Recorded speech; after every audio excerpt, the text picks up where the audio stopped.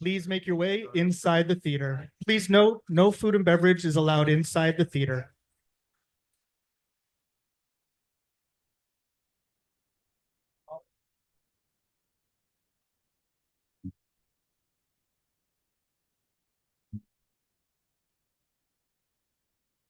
Not bad, how are you?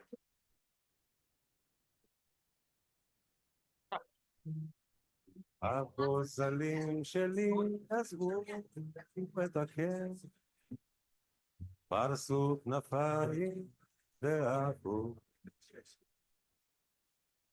ואני ציפור זקנה נשארתי בכס.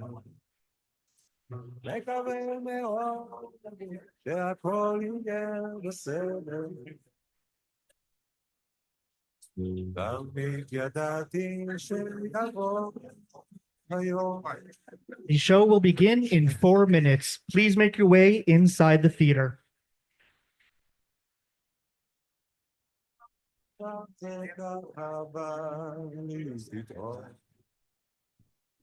אז מה הפלא שאני קצת דואג? גוזל התוך את השמיים וצנע שבא לך ואתה תשכח יש נשר בשמיים גור לך.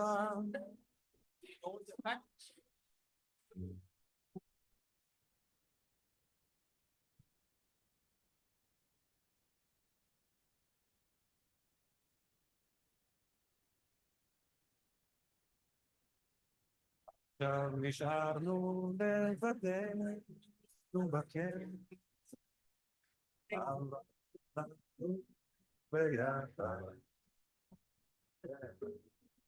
אהבתי אותי חזק, תגידי לי כן. אל תדאגי ביחד כיף להזדקן.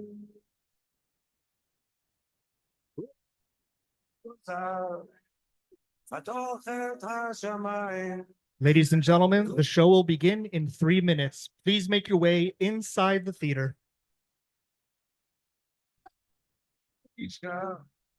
יש נשר בשמיים, גור לך. אני יודע שככה זה בטבע, וגם אני עזבתי כן. אבל עכשיו שבא הרגע, אז מחזור קצת בגרון, מחזור קצת בגרון.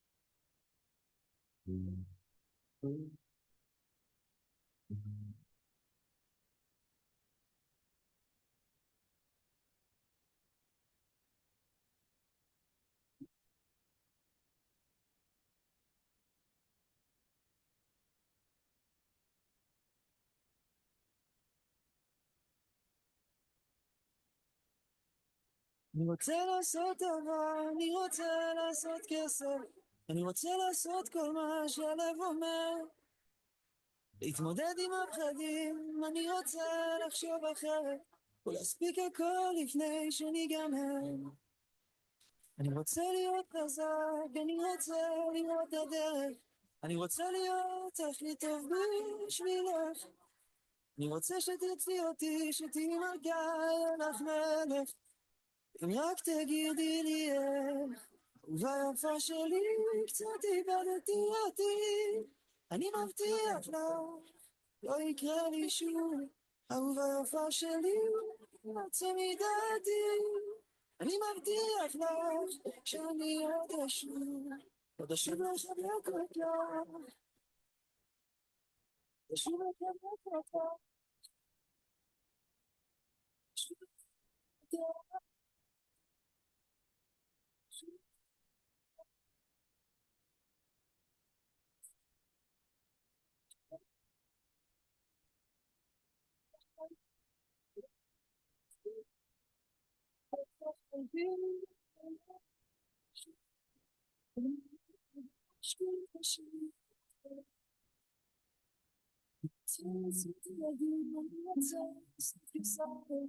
אני רוצה אותך מאושרת איתי, רוצה לכתוב בחלומי, לקום בבוקר, לישון בלילה, בקיצור אני רוצה חיים.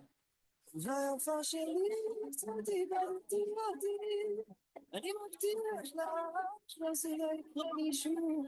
והיפה שלי, אני רוצה לדעתי, אני מבטיח לך, שאני עוד אשוב לחבק אותך,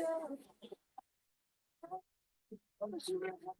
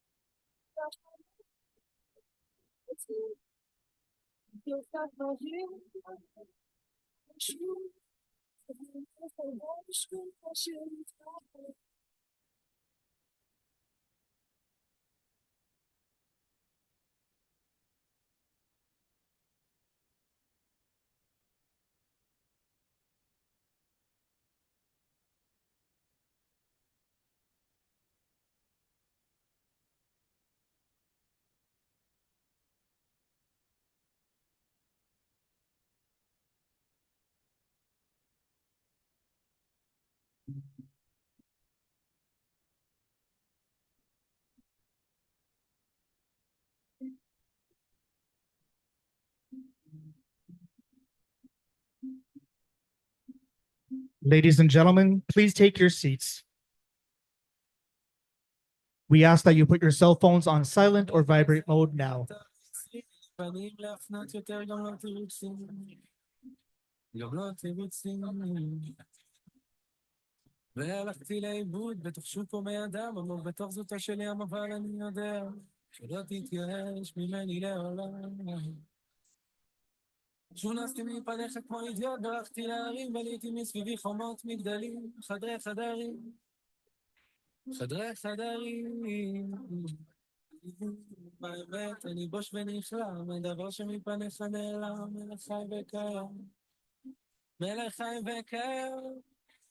ואני רוצה לעשות רצונך כרצונך, באמת ובתמיד, אחת תמיד, בלי מסכים, בלי מסכות, בלי לרצות לרצות, באמת ובתמיד, אחת ולתמיד. שוב הרגע הזה, אני ליבי ובשרי, אין לי מילים להגיד יותר, גם לא חרוזים, גם לא חרוזים. הנה פרקתי את עצמי בפניך לפרוטות, מדבר גבוה גבוה, אבל עושה מעט מאוד, עושה מעט מאוד. התחזרתי לסורי ושגיתי באומרי, ששוב לא יכתב ואשוב, לא יכתב ואשוב, לא יכתב ואשוב, ואיכשהו סיפקת בידי שוב. ואני רוצה לעשות רצונך כרצונך, באמת ובתמיד, אחת ולתמיד, בלי מסכים, בלי מסכות, בלי לרצות לרצות, באמת ובתמיד, אחת ולתמיד. ואני רוצה לעשות רצונך כרצונך, באמת ובתמיד, אחת ולתמיד, בלי מסכים, בלי מסכות, בלי לרצות לרצות. באמת ובתמיד, אחת ולתמיד.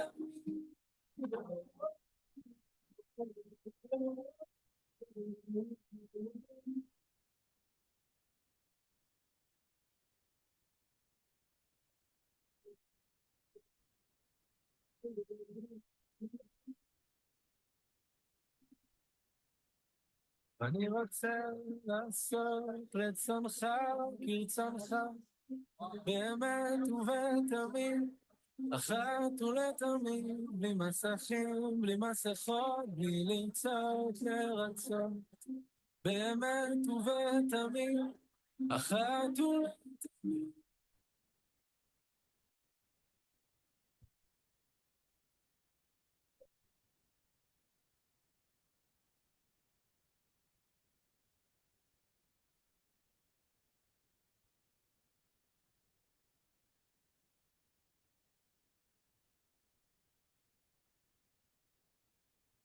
אני רוצה לעשות רצונך כרצונך, באמת ובתמיד, אחת ולתמיד, בלי מסכים, בלי מסכות, בלי לרצות לרצות, באמת ובתמיד, אחת ולתמיד.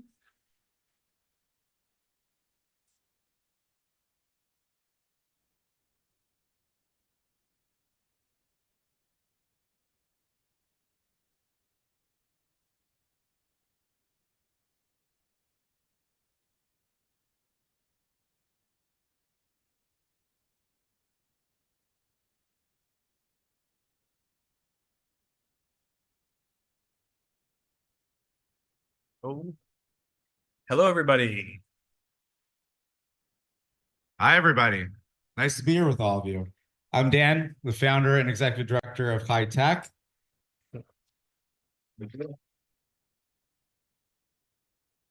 And I'm Chris Carter, the Executive Director of the Office of Innovation and Entrepreneurship at the Schulich School of Business. Alongside Andrew Levy, the CEO of Crossman JCC, we're proud to be the three partners behind the Ontario Jewish Startup Network.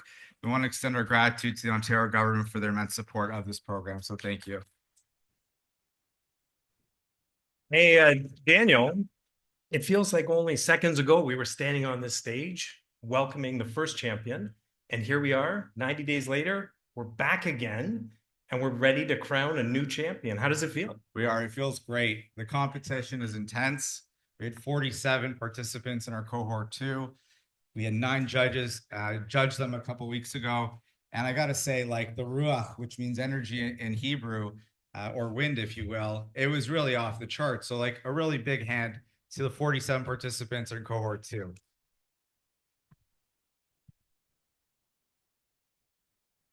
Well, before we get started, we'll read the land acknowledgement and then we'll jump into the program. We acknowledge the land we're meeting on is the traditional territory of many nations, including the Mississaugas of the Credit, the Anishinaabe, the Chippewa, the Haudenosaunee, and the Wendat peoples, and is now home to many diverse First Nations, Inuit, and Métis peoples. We also acknowledge that Toronto is covered by Treaty 13, the Mississaugas of the Credit. Now, we take a moment to reflect on that and to have that acknowledgement sit with us for a moment. Dan, let's get started. Let's rock. So I'm trying to figure out, like, we are quite a duo on stage. I'm not sure if it's like Bill and Ted or Jekyll and Hyde, but we'll let the audience decide this evening. But either way, it's grateful. I'm grateful to be up here with you, Chris. So want to share a bit about the program itself. We built a program that looks at supporting founders more holistically. Building a startup is very much a marathon and not a sprint. And it typically has been treated like a sprint. Do more faster with less. But one thing is for sure, you go only as far as your peers, mentors, and the professionals around you allow you and encourage you to go. And I'm very appreciative that Chris has been an advocate and ally in our program and also our community from day one. The program constitutes 8 weeks of live and virtual in-class sessions that really cross the gamut of what it takes to build a startup in 2024. And so we're really grateful for the immense support from everybody. And we're also really excited that cohort number 3 is about to launch. So let's take a look at what the program's all about.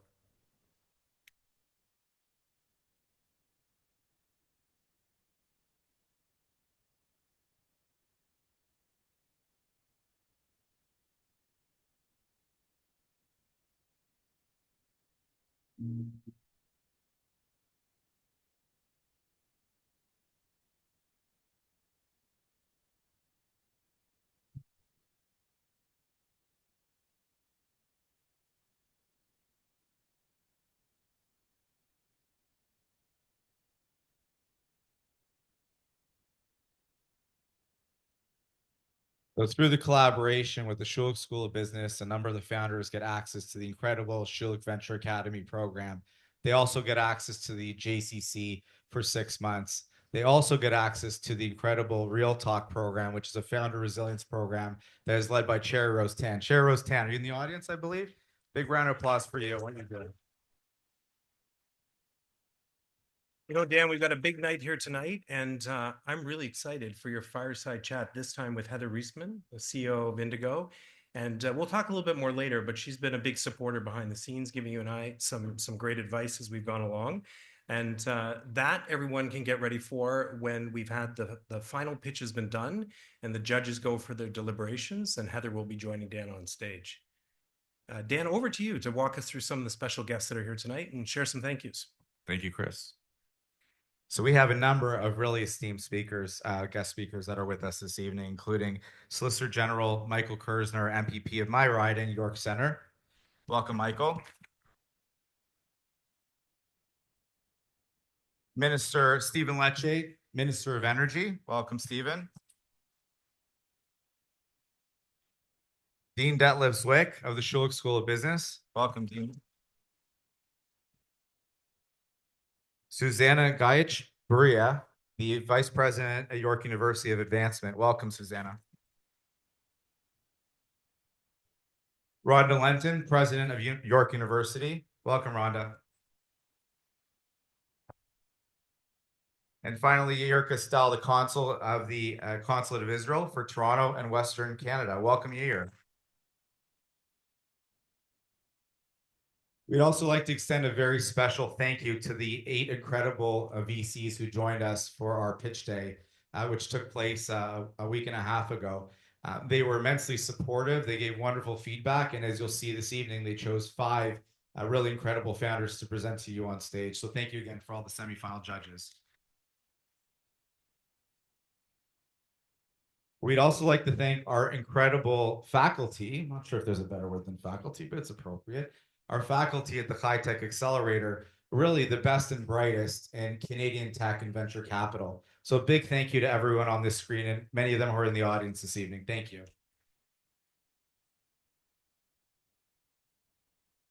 We'd also like to thank all these friendly faces on stage, not only really incredible founders in their own right, but they really gelled and came together, and many of them are now founder friends. And we hope that they all go forward to build really incredible companies and also get more involved in their community, which they already have started to do. So a big thank you and congrats to all of them.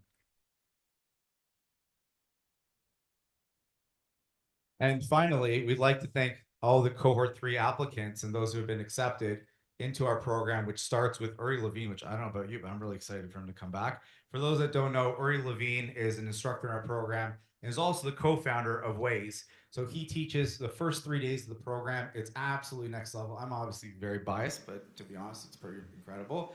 So if you know of any founders, Jewish founders in the community that would be interested, please get in touch with one of us or check out ChaiTech.ca. It really is a life-changing program. You don't have to take our word for it. You can go ask the 30 incredible founders that are outside exhibiting. So thank you to all of them.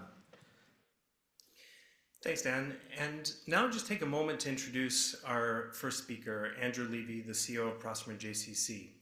Having this program here at the JCC is very special. And the founders that are here that have been part of the first 2 cohorts know it. There's like the energy, there's a love, there's a kindness, and there's a spirit that's in the building that makes this a special place to show up and work on your business. And that's due to the great work of Andrew and his team. Welcome, Andrew.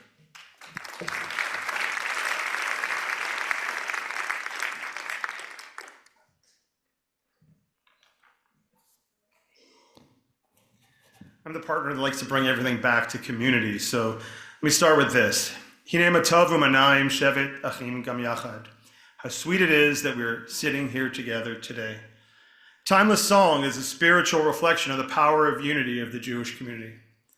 The strength of the Ontario Jewish Startup Network can be found in the alignment and collaboration of its partnership, Our Unity, which provides an anchor for the JCC's vision to be the center of a thriving Jewish community.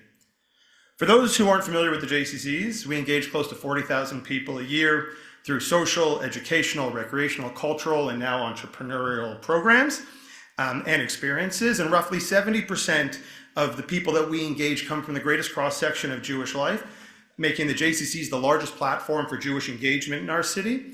And 30% come from the broader community, which uniquely positions the JCC as the largest Jewish platform to build bridges with the broader community in our city.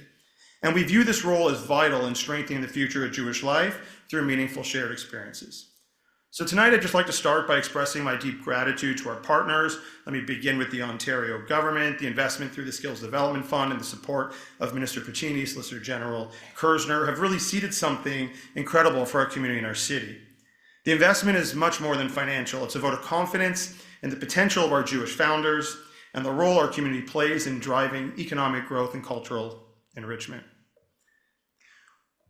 We're also profoundly grateful for our partnership with the Shula School of Business and for Chris for your transformative leadership. Together, we're creating a space where Jewish founders can thrive under the partnership and allyship of two landmark institutions. And it's not lost on me that York and Schulich have decided to stand united with the Jewish community in this moment in time. And not lastly, but Dan, for your vision with high tech, has created just a remarkable platform, one that equips Jewish founders with tools, mentorship, and networks that they need to thrive. By bringing people together with shared purpose, you've not only fostered innovation, but you've strengthened the fabric of our Jewish community. And that fabric has never been more important. As we're all aware, the last 15 months have been very challenging for Jewish communities around the world. Toronto has been no different. However, amongst the rise in anti-Semitism, something very interesting has happened. We've seen a surge in engagement locally as people are seeking for new ways to deepen their Jewish identity, connect to Jewish community, and celebrate their Jewish pride. You see, at the JCC, we see Jewish pride as the antidote to anti-Semitism. And more people doing more Jewish things has just had more important meaning than ever before. And the Ontario Jewish Startup Network has provided the community with an on-ramp that meets them where they're at and brings them together with like-minded people to help strengthen and unite us all.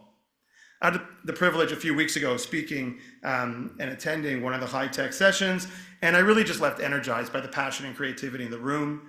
You know, as the second cohort, you're part of our entrepreneurial journey, and as we continue to evolve this program to achieve our business objectives as well as our big picture community objectives, it's just so great to be doing this with you. And I've since met with a couple founders. I'm just excited by the leadership potential that's going to come out of this initiative. So the long-term impact of the Ontario Jewish Startup Network will be measured not just in the success of the businesses that grow from it, but also the way it nurtures a generation of leaders who understand that their Jewish values and their entrepreneurial spirit are deeply intertwined. It will leave a legacy of innovation, collaboration, and community building that strengthens Jewish identity and serves as a beacon of Jewish pride for years to come. And let's just take a moment to appreciate what tonight really represents. It's not just a showcase of innovation, but a celebration of courage, creativity, and the collective potential of our community. How sweet it is to be sitting here together this evening. Enjoy the evening.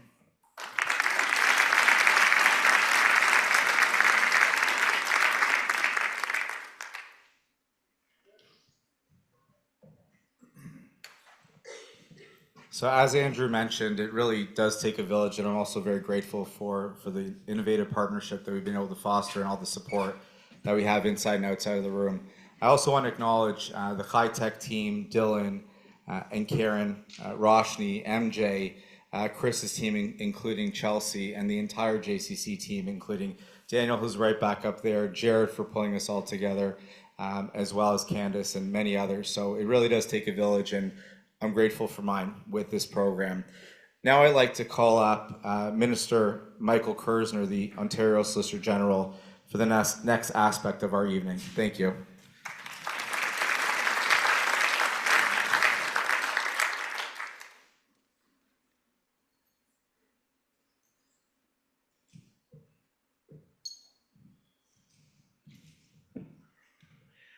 Well, thank you, Daniel, and esteemed guests, President of the University, Rhonda Lenton. Thank you for being here, Dean.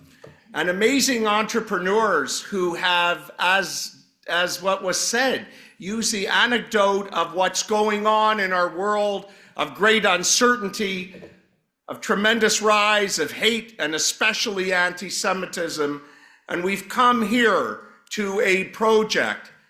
And Daniel, you know, you took us out of our comfort zone when you pitched this idea, which I have to tell you is unbelievable. I took your enthusiasm, I instilled it in me, and I took it to Minister David Piccini and Minister Stephen Lecce and others. And I said, this is a wonderful idea to take something so important and to show the Jewish community that just as our forebears not only survived and thrived in Ontario when it wasn't always easy, that Daniel, we could do it again. I like to say, Daniel, that whatever you're selling, I'm buying. So I want to thank you and everybody here. I have to tell you, my own story is really also about how in my 50s I became a serial entrepreneur. I was working on ideas in the startup company that I founded before I got elected, and I was trying to pitch ideas much like the cohorts will continue to do. I was 10 years into the future, Daniel, and I was trying to explain to somebody where I saw life sciences going 10 years out. But the traits of understanding, imagination, and innovation, you have to have the foundation and the seeds planted in the communities we live in. I'm really grateful, firstly, to Premier Ford that not only understands moral clarity from a point of view that we will not tolerate one act of anti-Semitism as being the new norm. We're not going to accept that the goalie post gets moved and you have to like that. We're not. We're also not going to sit. We're not going to sit when we know we have to stand. We're not going to be quiet when we know we have to raise our voices. We know as a Jewish community, we didn't build Ontario just for ourselves. We partnered in allyship, and this is what this program is about. It's about allyship. It is about seeing the fact that in our Ontario, we all have a place to belong. We all have an equal opportunity to contribute. We all belong to the metaphoric quilt of Ontario, something I'm so proud of. So I really hope, Daniel, you and everyone here partners with Schulich and Prosserman JCC and my alma mater that I'm very proud, York University. I want to say this is an example of everything good. And especially as we look forward to Hanukkah, just in a couple of weeks from now, although it's very late this year, we will see at the darkest time in the calendar year, the power of one candle multiplied over the week when we light 8. We'll see the power of light. We'll see the power of creativity. We'll see the power of innovation. We'll see the power of imagination. So Daniel, I don't want you to stop. I don't want ChaiTech to stop. We're going to keep going, and we're going to continue to go from strength to strength. And I wish you nothing but continued great success. Mazal tov.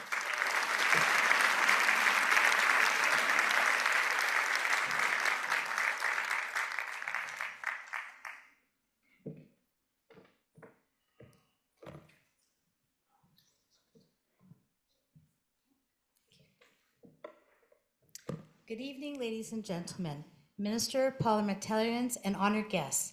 My name is Marlene Savarushka from the office of MPP Michael Kerzner. I am pleased to be here this evening with you. I will be the Master of Ceremonies for the King Charles III Coronation Pin Presentation Ceremony, presented by Michael Kerzner, held here at the Jewish Community Center in York Center. This is so wonderful to see the community come together on this special day. Ladies and gentlemen, would you please stand and remove your headdresses and your hats for the singing of the Canadian Royal Anthem, God Save the King.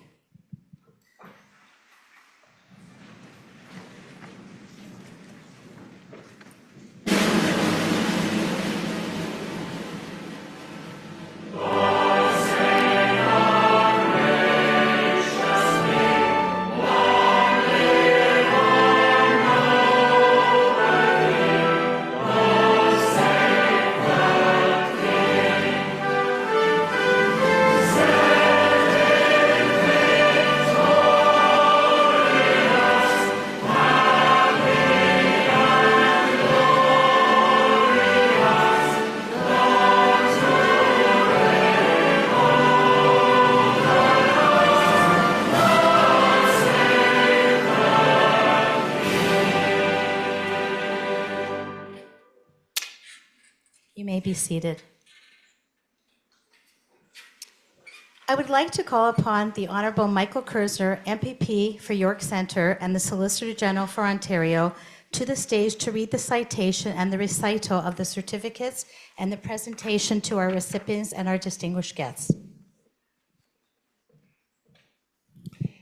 In recognition of the occasion of the coronation of His Majesty King Charles III, held on May the 6th, 2023, and to commemorate the King's coronation flag-raising ceremony, 21-gun salute and drum circle held at Queen's Park on that day, and in recognition of the significant contribution to our community and to our province of Ontario, I am delighted to present the coronation pins.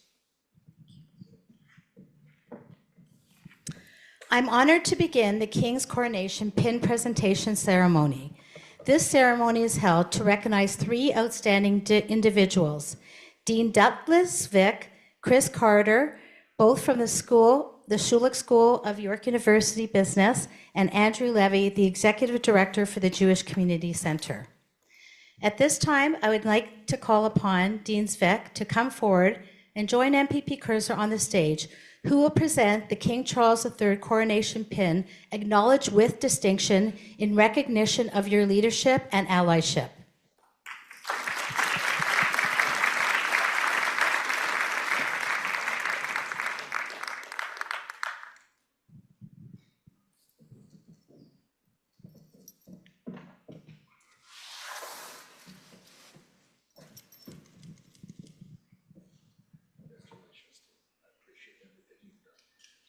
Thank you. Congratulations. I now request Chris Carter to come forward and join MPP Kerzner on the stage.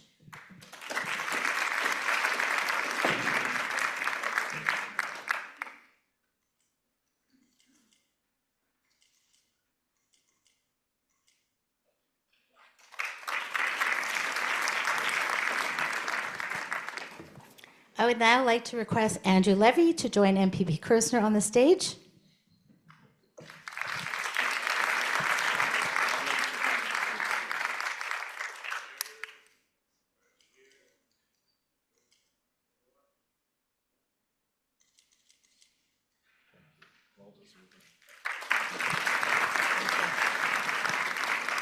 And I'd like to mention that Daniel Warner was a recipient early as well of the King Charles Coronation Pin, and congratulations again that you received that as well, Daniel.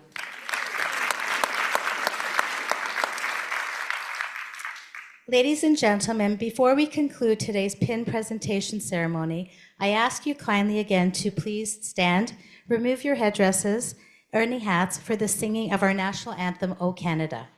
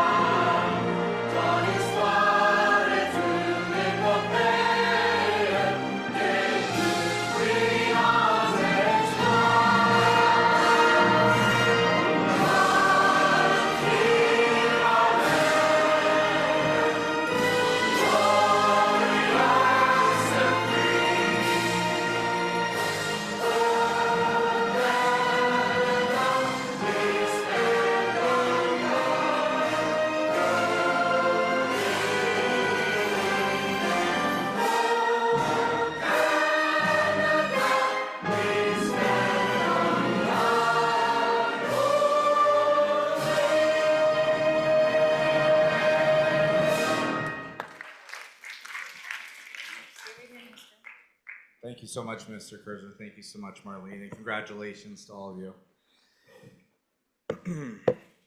We'd now like to call up the 5 finalists to be recognized by Minister Kerzner. And in no particular order, Dan Moss from Pattern, Alexander, Vadim, and Yulia from PioneerIP, Joe and Akash from Publicus, Maria from Silo Inn, and Rafi from StoriedLife. Mazel tov to all of you.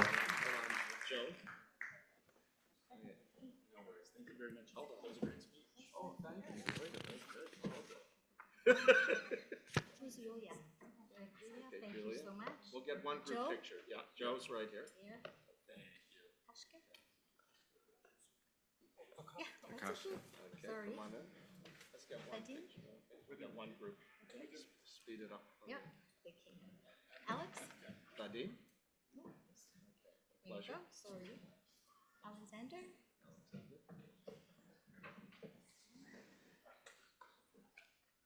Maria? Maria.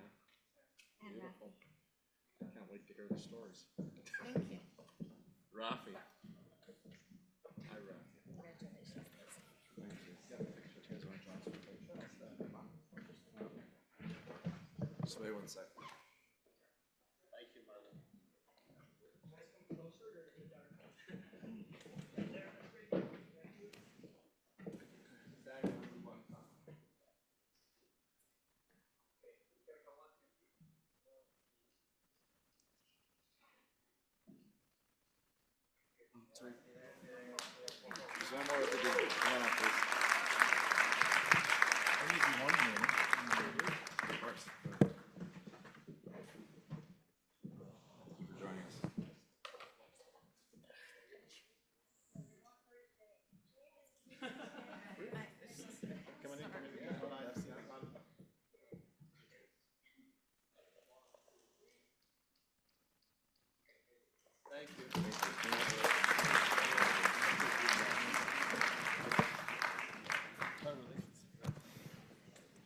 All right, Chris, it's almost showtime. You ready? I am ready. Okay. Who are you betting on? All right. Don't answer that question. Who's ready to meet the companies? Let's meet the judges first. Yes, we'll meet the judges first. So Daniel, who's going to walk us through the judging? So we're really excited to have one of my friends, my favorite neighbor, and an incredible VC of Storytime Capital, Neil Grunberg. Welcome, Neil.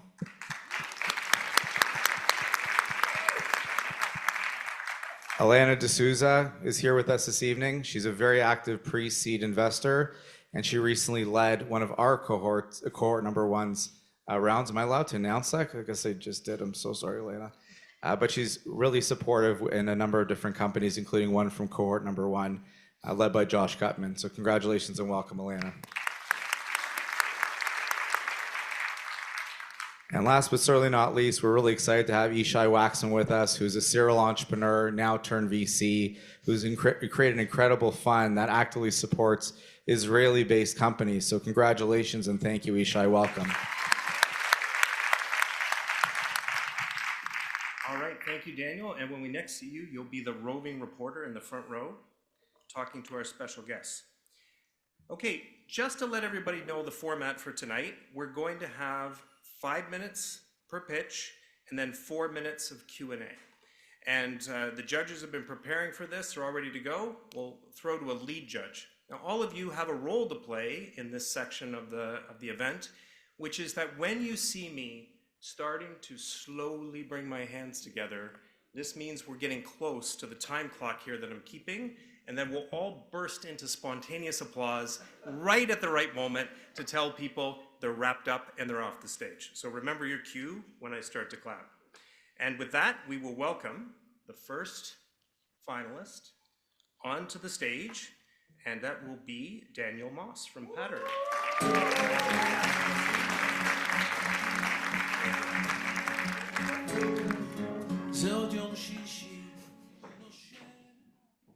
Good evening, ladies and gentlemen. My name is Daniel Moss. I am the co-founder and CEO of Patter, and I'm very excited to tell you tonight how we are changing the way the world rents. We can all agree, we're in a housing crisis. Rents have skyrocketed over the last few years. It now requires an average income of $125,000 to rent the average apartment in Canada. That is double the national average. So how do we bridge the gap between landlord requirements and tenant reality? Well, historically, we've used guarantors. But landlords have started to develop an aversion to guarantors. Let me tell you why one of the largest landlords in the country no longer accepts applications with them. A few years ago, they got an application from a student. The student had no income. So, income, mom and dad. Instead of underwriting one tenant, the landlord's now underwriting 3 tenants. And after that process, they decided to lease the apartment to the student. Shortly thereafter, the student stopped paying rent and then fell into arrears. That landlord had to go through the nightmare of reclaiming the unit, and after all was said and done, there was no financial protection for them, even with mom and dad on the lease. That's why landlords have stopped accepting guarantors, largely, because it's an operational nightmare and there's no financial protection, until now. That's why we built Patter Guarantor. We replace the family member with a financial product that's backed by the biggest reinsurance marketplace in the world. We give landlords the confidence to increase their leasing funnel while protecting their bottom line. It's easy to apply. Tenants just verify their ID, upload a few documents, link their bank accounts, and they're able to show landlords that they're not only qualified to rent the unit, but their rent is backed by Patter. We are now opening doors for renters who didn't have a chance before. Think new Canadians, self-employed, gig workers. They didn't fit into the typical landlord underwriting box of perfect credit score, 6-figure incomes. That's where we bridge the gap. We help landlord requirements meet tenant realities. We help tenants with regular credit scores or no credit score, modest incomes, and even guarantors that are overseas. So how do we get this new product into the hands of renters? Well, we start with the landlords. Sitting in the leasing office, a tenant can go to patter.com, fill out our questionnaire, and qualify. We also partner with realtors and immigration law firms to help them pre-qualify before they even start their rental search. And lastly, we embed directly in property management software to help the tenant qualify right on platform. This is a big problem. There are 55 million rental units in North America. 2/3 of them are owned by business corporate landlords. And if we capture 10% of the net new leases, we will be looking at a $5 billion top line run rate. Now, this isn't a new solution. The guarantors have insured over $1 billion of rent in the US. Our plan is to put up a beachhead here in Canada over the next 18 months, and then expand our product lineup before exploring new geographies. We get this problem. We're obsessed with this problem because we live this problem. My co-founder Claire and I are real estate operators and investors who've spent our whole careers in tech. I spent 3 years leading operation and strategies at Canada's fastest growing insurance technology platform alongside the CEO, and Claire's a 2-time exited CTO, 2-time CTO of the Year award winner. We are backed by industry leaders in real estate, technology, finance, and insurance. To date, we've raised $1.1 million. We have regulatory approval and an insurance partnership to launch Patter Guarantor. We have pilots going live with industry-leading property managers and operators, and all of this launches in a few weeks. We're on a mission to make renting more equitable and accessible for everyone involved. We believe in that mission so closely that we're giving 1% of our revenue back to fighting the housing crisis here in Canada. Thank you so much for your time tonight. My name is Daniel Moss. I'm the co-founder and CEO here at Patter. Glad you joined me in learning how we are changing the way the world rents.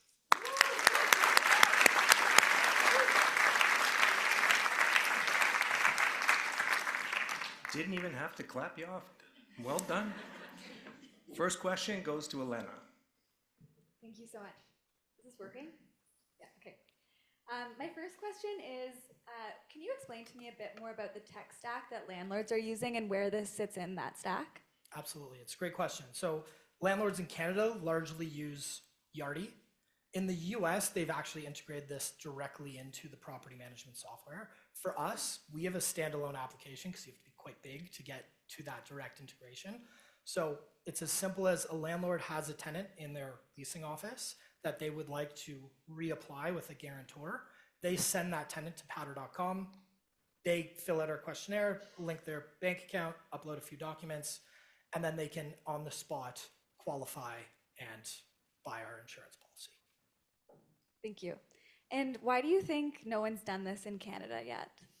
The Residential Tenancy Act in Ontario specifically is one of the toughest in the world.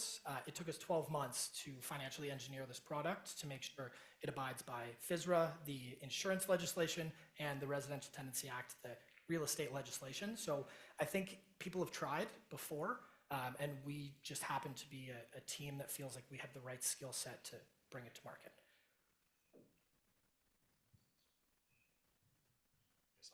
I'll go next. Great presentation. Thanks. Jurisdictional solutions are a challenge. You just said 12 months to figure out Ontario. Yes. There's 50 states south of the border and a lot of provinces and territories. How are you going to tackle national coverage when they're all complicated matters? So I wouldn't say, we started with Ontario because it's the hardest. If we can launch here, we can launch everywhere. So BC and Alberta are our next jurisdictions, and then we plan to kind of work our way across to the East Coast. Hyper-localizing isn't necessarily a huge issue here. I came from Intuit before my previous job, and TurboTax had the same issue. They launched satellite offices all over the country to make sure that they were able to hyper-localize. We're lucky that the policy documentation that we put together works across the country. We're really just making sure that the product structure is on side with the local legislation. So Ontario's the toughest. Everywhere else is going to be easy compared to Ontario. So we feel like we can hyper-localize at scale after we launch in Ontario. I don't know if we still have time. Revenue model. So let's talk a little bit about that. Not clear. I'd like to understand margins. What are we looking at? Absolutely. So we have an insurance partnership with a syndicate of one of the largest reinsurance markets in the world. We share 50-50 on the revenue. The way we get paid is the tenant qualifies and then pays for the product. So it's completely free for landlords. Costs the tenant on a dynamic range, depending on their profile. It can be as cheap as 30% of 1 month's rent. It's a one-time fee and will cover up to 36 months of tenancy. And the margins on our 50% are over 70% at launch. So the revenue, our top line directly, is over 70%.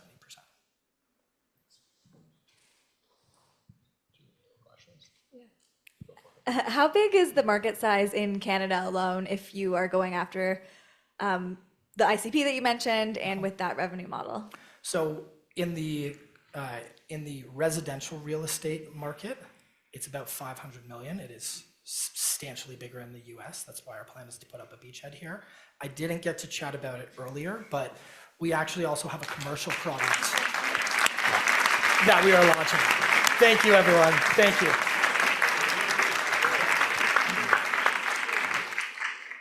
Okay, judges, you've got 3 minutes now to record your scores. And Daniel, you're first up. And we'd like to welcome our special guest, the President and Vice Chancellor of York University, Dr. Rhonda Lenton. Let me help you down. I just want to say we're so grateful to have you here, you and Susanna. We really appreciate the support. As someone who's very proud, moving into the light, I'm so sorry, here I am messing things up. We're really appreciative of the incredible work that you're doing, not only in terms of innovation, but also combating anti-Semitism on your campus. My first question is really about the innovation agenda and the DNA that it really seems to be, right across campus with York proper, Schulich School of Business and beyond. Can you tell us a bit about that between the Black Entrepreneur Alliance and now ChaiTech and Y Space? it's pretty amazing. So we'd love your perspective on that and what your approach is to fuel and create all these incredible programs at your campus. Do you want me to hold this? You can. Okay. So hi, everyone. It's really a pleasure to be here and an honor for York University to be engaged in this activity. You know, increasingly, universities have been expanding the whole area of work-integrated learning and experiential education. And in many ways, entrepreneurship is an extension of that, because we have so many students who actually have an idea even while they're in their programs in university, and they already want to start working on the startup idea. We've had senior graduate students who can sometimes, you know, partner with undergraduate students. And so even while they're in university, we are interested in expanding entrepreneurship. But of course, we don't just think about entrepreneurship for our students, it's also all the surrounding community and our obligation to really support our alumni, but also other entrepreneurs. You know, in Canada, we know how much we rely on small and medium enterprises, and it is worrisome that the number of entrepreneurs is dropping. And I've been at a number of events recently where I've heard ministers, including Minister Beth Monfalvy, talk about the drop in the productivity level in Canada. And so everything that we can do as a university to support entrepreneurs is an incredible contribution to the economic viability of the province. Amazing. Thank you. I appreciate that very much as someone who's been at a first row seat. It's really incredible. How many York graduates and even students do we have in the audience? And Schulich, of course. That's about a third. That's pretty impressive. So we really appreciate being here. With regards to combating anti-Semitism, since October 7th, it's been a very difficult time for the Jewish community right across the country, including on campus. And there's an endless array of examples that I can share.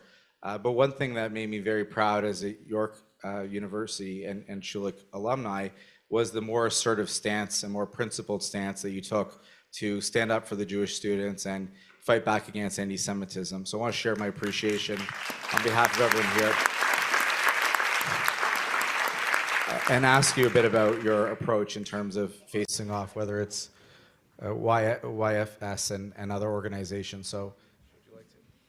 Yeah, I mean, look, October 7th was obviously a horrific event, and it is still playing out, and we all lament the terrible loss of life. And I want to say, as a mother and a grandmother, you know, thinking about the hostages in particular is very, very difficult to even talk about.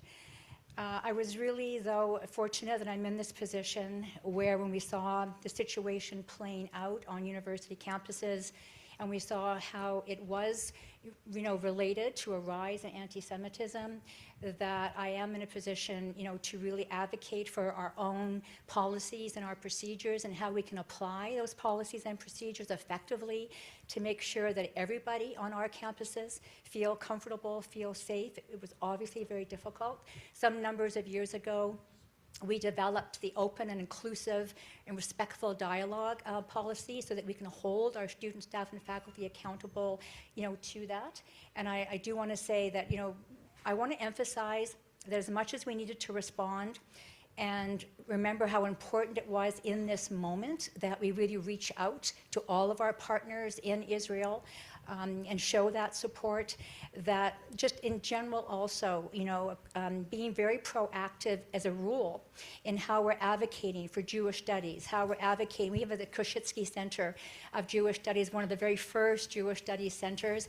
I've got this goal to make it, you know, the place where one goes to undertake research around issues like anti-Semitism and intermarriage and attitudes towards what's happening in the Middle East. It's incredibly important that we're proceeding from a very evidence-based approach and understanding of what is actually going on and the history that you know, is related to what is happening. So I'm glad that I was in a position to provide some support. We are too. Thank you very much for being with us. Thank you.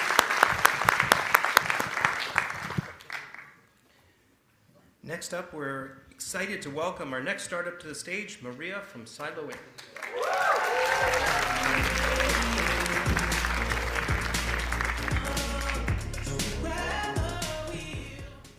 Perfect. This works.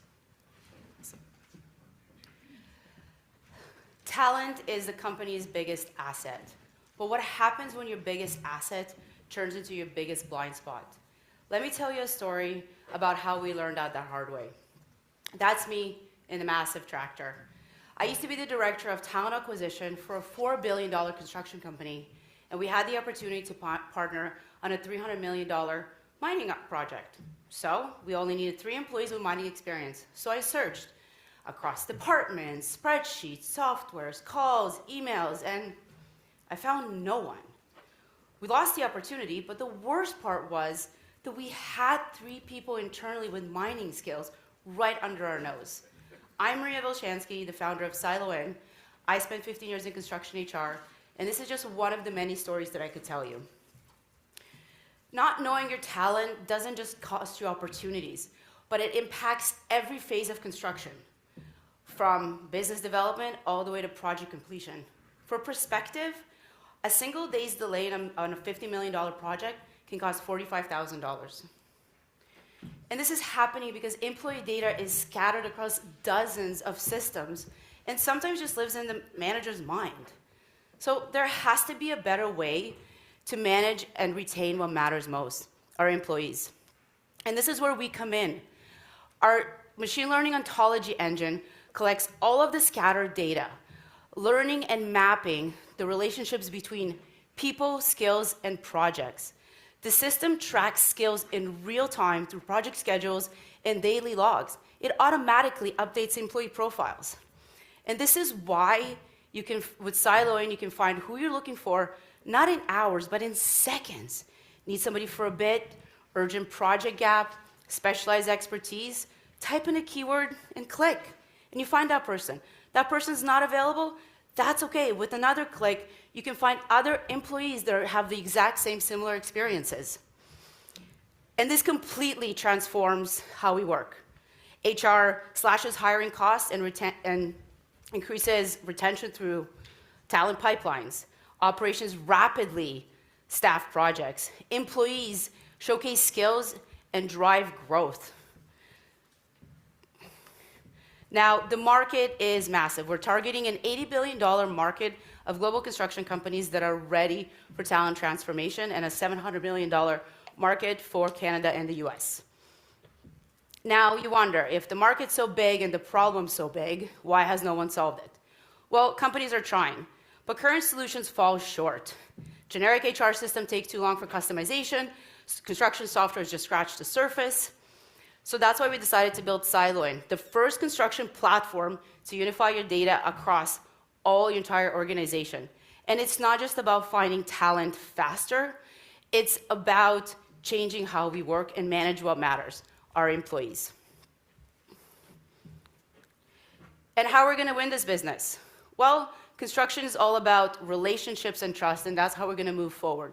We're starting with smaller civil contractors, then needing HR solutions, and progressing to larger contractors, and eventually scaling across the sectors.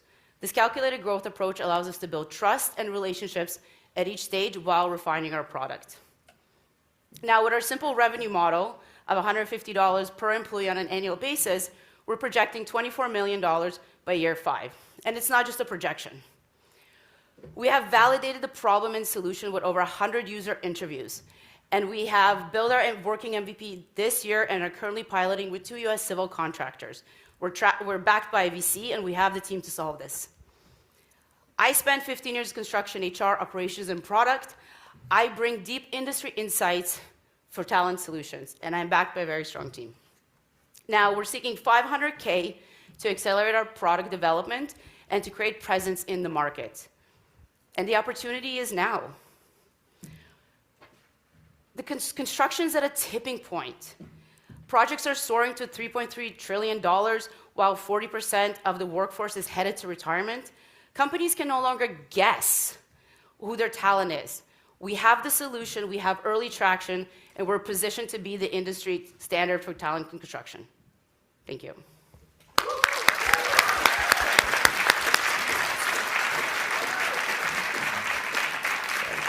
Neil. Thank you. That was great. So I just want to make sure I understand.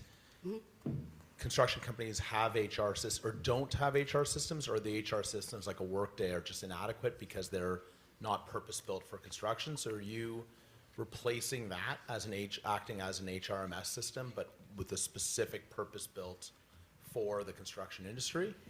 So the biggest challenge right now is that you have people using HR softwares, you have operations using, their softwares for project planning, and then you have employees just kind of dwindling in the wind. So there isn't a benefit in the space right now in any of the softwares that actually collects all the data across all the different projects. So if I was in HR, I would have to go on HR system, but then I would have to call ops manager to actually figure out where that person is. So what we're doing is, we're not changing anybody's workflows. You can keep using HR, you can use spreadsheets. What we're doing is we're building a layer on top that consolidates all that data, because the one thing in construction, you can ask them to change something, they're never gonna use your product. So really, we're just consolidating all so that everybody can use it and find people as needed. So your buyer in the organization would be the COO or the CHRO? So we have two ways. So it would be the CHRO, but then we're also looking at the CEO potentially, depending on the size of the company or operations. Thanks. Since it's sitting on top of other programs, how fragmented are the systems that construction companies are using? My question is basically, how many different pieces of software do you have to integrate to get this to work? And how tough is onboarding for each customer? For sure. So we're not doing direct integration. We're pulling data depending if it's static or dynamic. That's how fast we'll pull it out. But what we're doing is we're building on a back end, we're building an ontology taxonomy piece that can just ingest the data as it goes and then create the insights for us. So in terms of how fast does it take to onboard somebody, as soon as we can connect to your system, it can probably take, I would say, maybe 6 weeks to 8 weeks to get that all sorted out. Because we structure the data on our end, so they don't have to modify it or change it or rename it. We just ingest it all and clean it up. Thank you. But at the end, at the end of the day, these industries are, they're not new, right? Yeah. It's slow, right? It's beast. Started getting them moving. And your slide that showed integration into CRM, email, a bunch of different things. I understand that you're sitting on top, but it's going to take time for them to let alone get you some stuff into the CRM, into the email, because you need that data, right? And so it feels to me like it could just be a slug of time to try to get, because they're already slow as it is. Yeah. So how can you really push to get that integration and to get that data? For sure. So what we do as a demo, just to even demonstrate how easy it is for us to find people they weren't aware of, we go to their LinkedIn profiles and we scan their website for information, and we build their own little database of all their employee profiles. We repopulate the profiles based on the skills and positions and projects they worked on. And then when we demo it, they're like, how did you do that with even data that we didn't give to you? So then at that point, they're much more willing to give data that we're looking for. And we're not looking for anything confidential. Like, I don't want social insurance numbers, nothing like that. So they're much more willing to do it because of how much we can do with whatever's public. And that's their competitors. Like, your competitors are getting this, so why wouldn't you want to harness this on the inside? Go back to the first question, the CHROs, adding 150 a month, was that for the HR user, or is that per employee across the organization? It would be for employees across the organization. Okay. I think in the beginning what we want to do is we want to do a grassroots traction across the organization. So I think HR will start, but if I can go and type in like even who's my AP person and be able to find that really quick, yeah, that's amazing, right? Like it's. But the revenue model is. It would be for everybody in the company. And a month AMR. Yeah. And obviously as we progress, we'll change the revenue model as we scale to larger companies, because right now we're targeting smaller size. Do you have the ability to replace HR systems to replace an HRMS system? We have the ability to supplement an HR system to a company that doesn't have it, but we're not focusing on payroll at this point.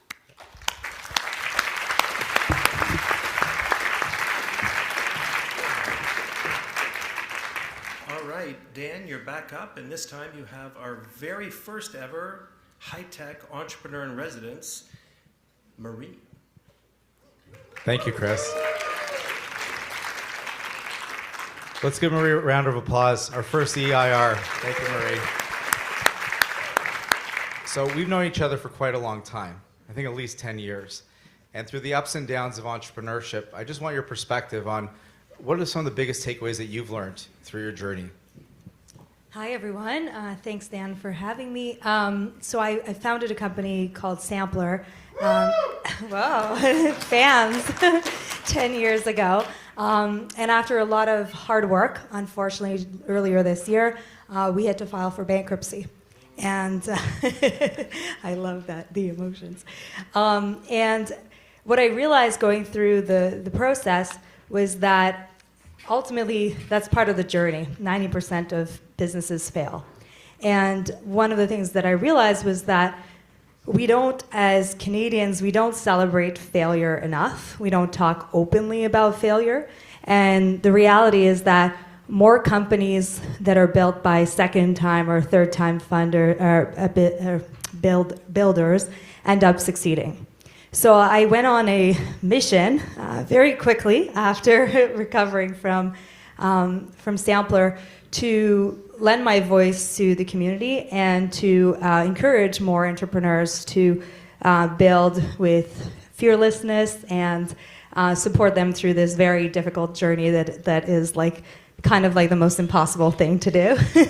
And I put out a call out in social media after announcing the situation with Sampler, and I just said, listen, if anyone's working on anything community related, I'd love to get involved. And Dan was the first to reach out.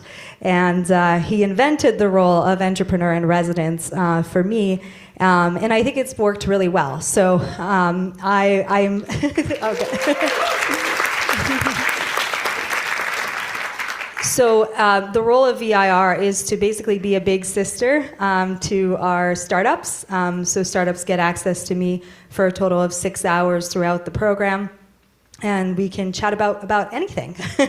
Sometimes it's just making sure they're doing well, balancing it all. And sometimes it's tackling a big challenge and ultimately also opening up my network. So yeah, it's been a lot of fun.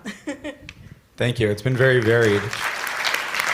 And on behalf of the 47 founders, we are grateful for your active support. And it really does, take a village. And this is about a marathon, right? Not just a sprint. You can't sprint through a marathon, as we learn. And oftentimes when you're building a startup, the expectation is to build more faster with less, which is obviously a very tall, unrealistic task. So something we tried to embrace in the program is, to be empathetic, right? Which Neil said in the first class, actually, right, Neil? So we really are coming together as a community to support each other to build, transformative global businesses, and that takes a lot of support. So we're grateful for yours. What do you think everyone in the audience needs to know about our program? What's your favorite aspect of it? I think my favorite aspect of the program is the community. One of the things that I really loved in the early stages of my career or my business was finding fellow founders that were around the same stage as me, because throughout the journey, 8 years in, 9 years in, those are the people you'll be calling. They'll be the people that will have gone through similar things. And so I love seeing the friendships that are developing and the collaboration. So that's certainly my favorite thing. Thank you, Marie.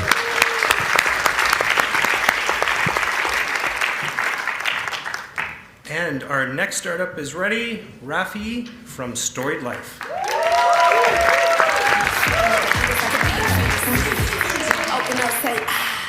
Hi everybody, my name is Rafi Moshe, founder and CEO of StoriedLife.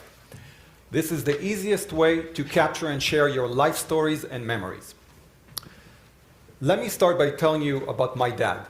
He's an 88-year-old Ben, he's an 88-year-old Holocaust survivor. And he's been through a lot, a fighter his whole life, but the biggest prankster I know. He's full of stories, and the older he gets, the more he likes to share. He asked me for years to sit with him and write his life story, but the truth is, neither he or I are good writers, and the tools out there I found were not that good. In fact, probably for most of you, your parents have so much to share, and it would be a shame to see it all fade away and disappear with time. So this is why we built StoriedLife. It's your AI-driven personal biographer that has natural conversations with you about your life experiences. It actually teases out the detail that makes stories interesting and does that in any one of 58 different languages. We then automatically transform each conversation into a compelling story, so there's no writing involved, and then augment those stories with AI-generated content that kind of adds color to the stories. At the end, we produce a printable book with all your stories and photos, of course, but your stories are linked directly back to your voice on a platform forever. Within minutes of people using StoriedLife, they tell us they feel heard and understood in such an unexpected way that it's often an emotional experience for them. And in fact, my dad has been using it for over 6 months, and it's effectively become his life recollection companion, as it has been for other people. We are a freemium subscription, so you start with free stories, and then choose between a standard and a premium subscription based on the kind of content you want to include. And then when you're done, we move you to a legacy subscription that basically takes your voice and your story and creates a digital twin that your family can continue interacting with long after you're gone. We tested StoriedLife with 400 participants and found that 2 out of 5 expressed a very strong interest in our offering. And of those, over half are willing to pay our subscription fees. So if you apply that to the North American market of 39 million seniors with smartphones, you're looking at a target market of over 8 million users and a $1 billion opportunity. And yet, the competitive terrain is very sparse and out of date. The most popular offering literally sends you an email with a question and expects you to write back a response and collects them into a book. That's too hard for most people, and that's why it doesn't get done. And of those who actually start, only 20% complete their story. So we're going to disrupt this market and make this so much easier for everybody. We are, according to our research, we found that the Ancestry.com users, there are 25 million of them, are just ripe for our offering. We are already working in partnerships with companies in the retirement and senior care space. So Baycrest, Chartwell, and Amica are the first ones we're working with. And even on the affiliates side, we're looking to work with brands that want to have an authentic, deep connection with seniors and their families. Beyond the current market we're focusing on, there's many ways to grow. As I said, we work in many languages. We've gotten great feedback from Israel, from Germany, and several other countries already. We could go global when the infrastructure is there. We can deepen our presence in the ancestry space by taking those digital twins and embedding them in family trees and kind of bringing them to life. Because people develop this sort of closeness with the biographer, the interviewer that we've developed, it's natural to take that and make that a senior companion that has meaningful and supportive conversations with them if and when they're alone. And even in the funeral space, it is natural to take StoriedLife and really be able to naturally collect stories from multiple people at a funeral with some pictures and turn that into a remembrance book within the day. Right now, it's me and 3 engineers. I founded 5 companies in the past, 3 exits along the way. I'm also recruiting a marketing co-founder to help us take the company to the next level. And in terms of funding right now, we're halfway through our first $900K raise. The funds are primarily to accelerate marketing and get us to the first 20,000 users, continue investing in the platform, and grow the team. We all have aging parents in our families and in our communities. And at StoriedLife, we're working really hard to make sure every story, every person counts. So I invite you to join us in making everyone's life a storied life. Thank you.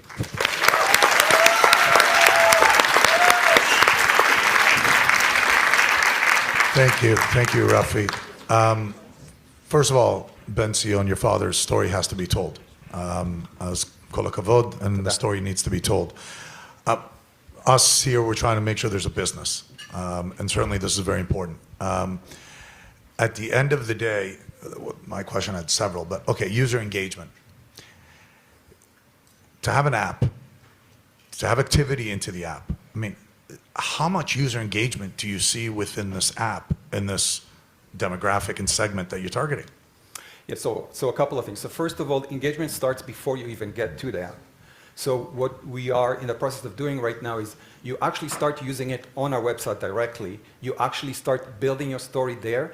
And then once we got some engagement, you continue it in the app, okay? Number one, so it just kind of, it's always about friction, okay?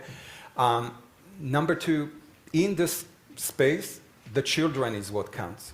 So if you have a son that says, I want you to do this, I'll install it for you if you need me to, you have a reason to do it. You're doing it for your son and for your grandchildren.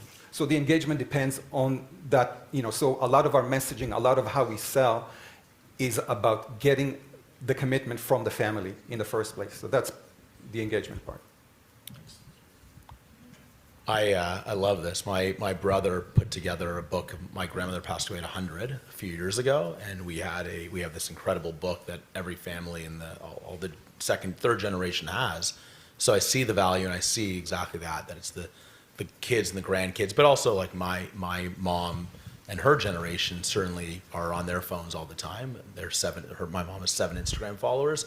So, I mean, but she posts every 15 seconds. So she would love more than mine. She would love this story and be able to share the story. I think I think your angle on I'm not really asking a question. I just think it's really interesting. Yeah. But I think the angle around the home care and that's the space. And I think you're right on that. Like the nurse next doors of the world, they're trying to engage at a very meaningful, empathetic level. Yes. Yeah, I guess I'll come back to an actual question in a minute. That's all right. Yeah, I'm getting this from my mom. Okay, awesome. Very, very busy. Yeah, I also love the concept. How do you think about your moat long term, and what's to stop somebody else from copying this? 100%. So it's very easy to kind of get lost in features. So I can give you a long list of why we will be different. But at the end of the day, an app is an app, and so on. I think partnerships really matter here. Okay, so it is. To scale, it has to be a channel and partnership business. So that's why we're focusing right from the start with Baycrest and other places. We are doing the direct side to kind of start the sales side and seed it, but the growth will come through the channel side. So retirement communities, senior care centers, there's also a clinical component to it. So on the memory care side, so you start maybe 5 years earlier, and then we already have on the drawing board a module for memory sort of exercising on or scaling. So there's a lot of different aspects that have nothing to do with the app itself. It's the strategy around channel and partnership. Did you mention before that the AI will be ingesting components into the story? Like, is there a risk for, like, is it, my mom tells her story, but then when my eventual grandkids are reading their great grandmother's story, there's going to be like made up components. Is that what you meant? There's no made up components, okay. but that is it's a matter of, so most people don't know how to tell a story. So it's a matter of taking the conversation and rewriting it in a way that is more compelling. You're not inventing anything, but the skill of writing is not something that everybody has. Right. I'm also super biased because Storytime, like our fund's name is Storytime Capital. I think the value of a story and got Canada's greatest story mogul in the room here. So stories are very important. I think that's and you obviously noticed that, I mean, stories at the end of the day, and I'm amazed myself because I've been mostly on the B2B side, it really is about emotions. And it's amazing how when you tell something right, you're no longer talking to the phone, you're no longer talking to an AI, you're talking to yourself in a way that otherwise you don't allow yourself.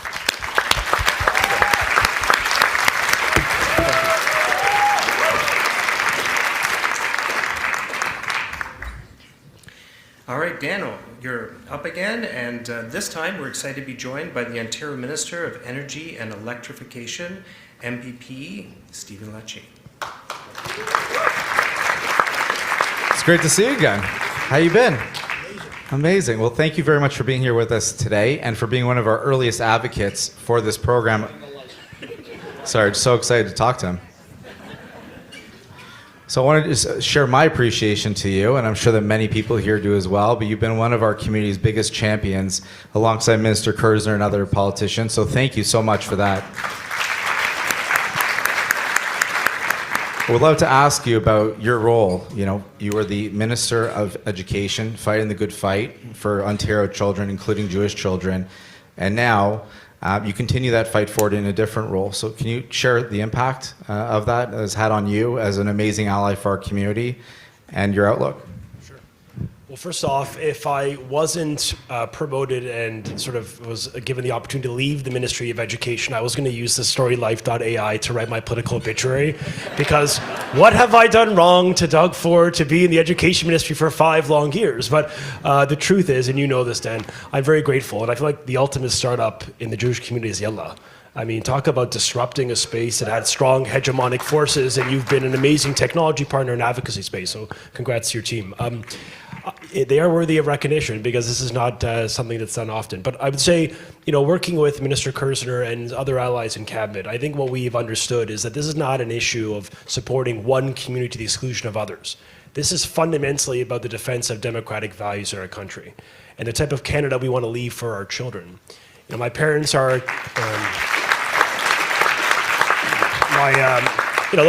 my parents are Italian immigrants. My father came through La Salle and my mother through Pier 21. We were raised to respect people. Fundamentally, civility was our greatest currency as Canadians up until, really October 7th. And so I think in the Ministry of Education, the biggest thing we did, fundamentally, if we accept the premise that education is one of the greatest weapons against division, well, what we did is we mandated in every classroom, elementary and in high school, that every child, irrespective of their faith and heritage and where they came from in the world, that they will learn about the Holocaust education. And we did that in elementary school in grade 6, and then we expanded it again in grade 10 with different emphasis. The first was to speak about the horrors of what took place so people truly understand genocide. And in the later years, to speak about the rise of denialism, which we saw take place after October 7th. And these are fundamental elements of building a strong civil society in a country that it really respects and safeguards democratic values. We also told school boards that they cannot institute a Nakba Day. They can't have a day to, they can have a day where we, have sorrow for the creation of a democratic state. That is not an act of inclusivity. That's an act of politics, and we want that out of classrooms in the province of Ontario.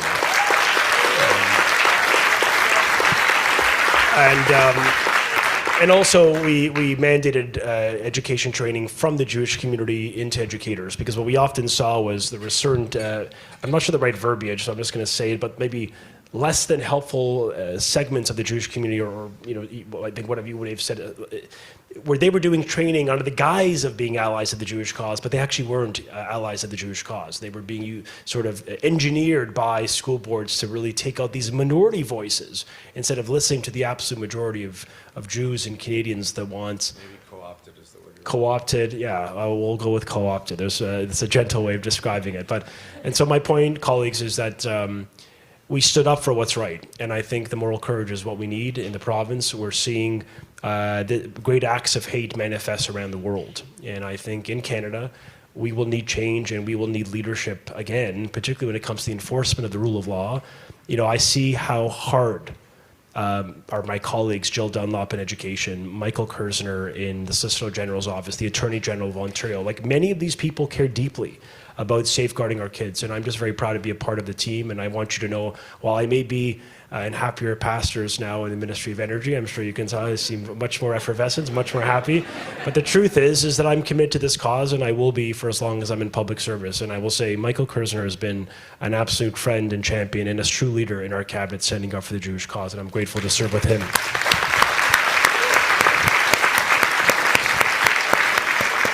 Thank you again for being such an incredible friend and ally to our community. And I want to talk about your new role, which must be really exciting, a lot less stressful. You're smiling now. It's really nice to see. But tell us a bit about that. Tell us about your day-to-day and what your vision for Ontario's future is in terms of, energy improvement, EVs. There's a lot to cover. We don't have much time. I'd love to hear about it. So Ontario will need 75% more power by 2050. We're going to need to add 4.5 cities of Toronto to the grid. So we don't think about this enough as a country. It's one of the bigger challenges facing most democracies, most industrialized economies. We have a plan to build. I mean, I'm so grateful that the Premier has given me this assignment, because what it really is a ministry that's looking for tomorrow. And for the first time in a long time, we have a government that is seized by thinking through a generational lens, ending the short-sighted, disjointed, sort of 4-year political calculus of most decision-making was made on these electoral timelines. We're actually building an energy plan for 25 years, a multi-generational lens so that it is a clean energy grid. We have one of the cleanest energy grids on earth, but it remains affordable and reliable. And we are attracting $47 billion just in the auto sector alone, not in spite of, but because of our clean energy advantage. And so our intention is to use non-emitting nuclear energy as the fundamental baseload solution to our challenges. And we know it is. I appreciate that. And look, most people in Ontario are supportive of this aim. They understand if you want to reduce emissions and you want to grow our economy, there's very few interventions beyond nuclear. We have hydroelectric, we're proud of that. We've largely tapped out of that, so we have to be honest about the options. And so we're pursuing that. We've also launched the largest competitive energy procurement where renewables and other forms of energy will play a role. Our position is to be technology agnostic, not to procure sole source, as former governments did, at 80 cents a kilowatt hour. Renewable energy when there was alternatives at 10 cents a kilowatt hour, and you all pay the price. We pay the price as Ontarians. So our government is taking a different approach. We're not ideological. We are rooted in pragmatism and competitiveness. And look, when our number one trading partner in the US, we know the President-elect Trump is coming to office, and his number one aim will be to repatriate jobs and create a competitive advantage for his economy. So we have to be thoughtful and strategic about making sure we retain industry, retain jobs, and give hope to young people in the province of Ontario. It's all well deserved. I'm going to let them finish. But thank you again for being here with us today. Thank you for your advocacy and support of our program. And we look forward to welcoming you back soon. Thank you so much, Minister. Next up, we have Julia from PioneerIP.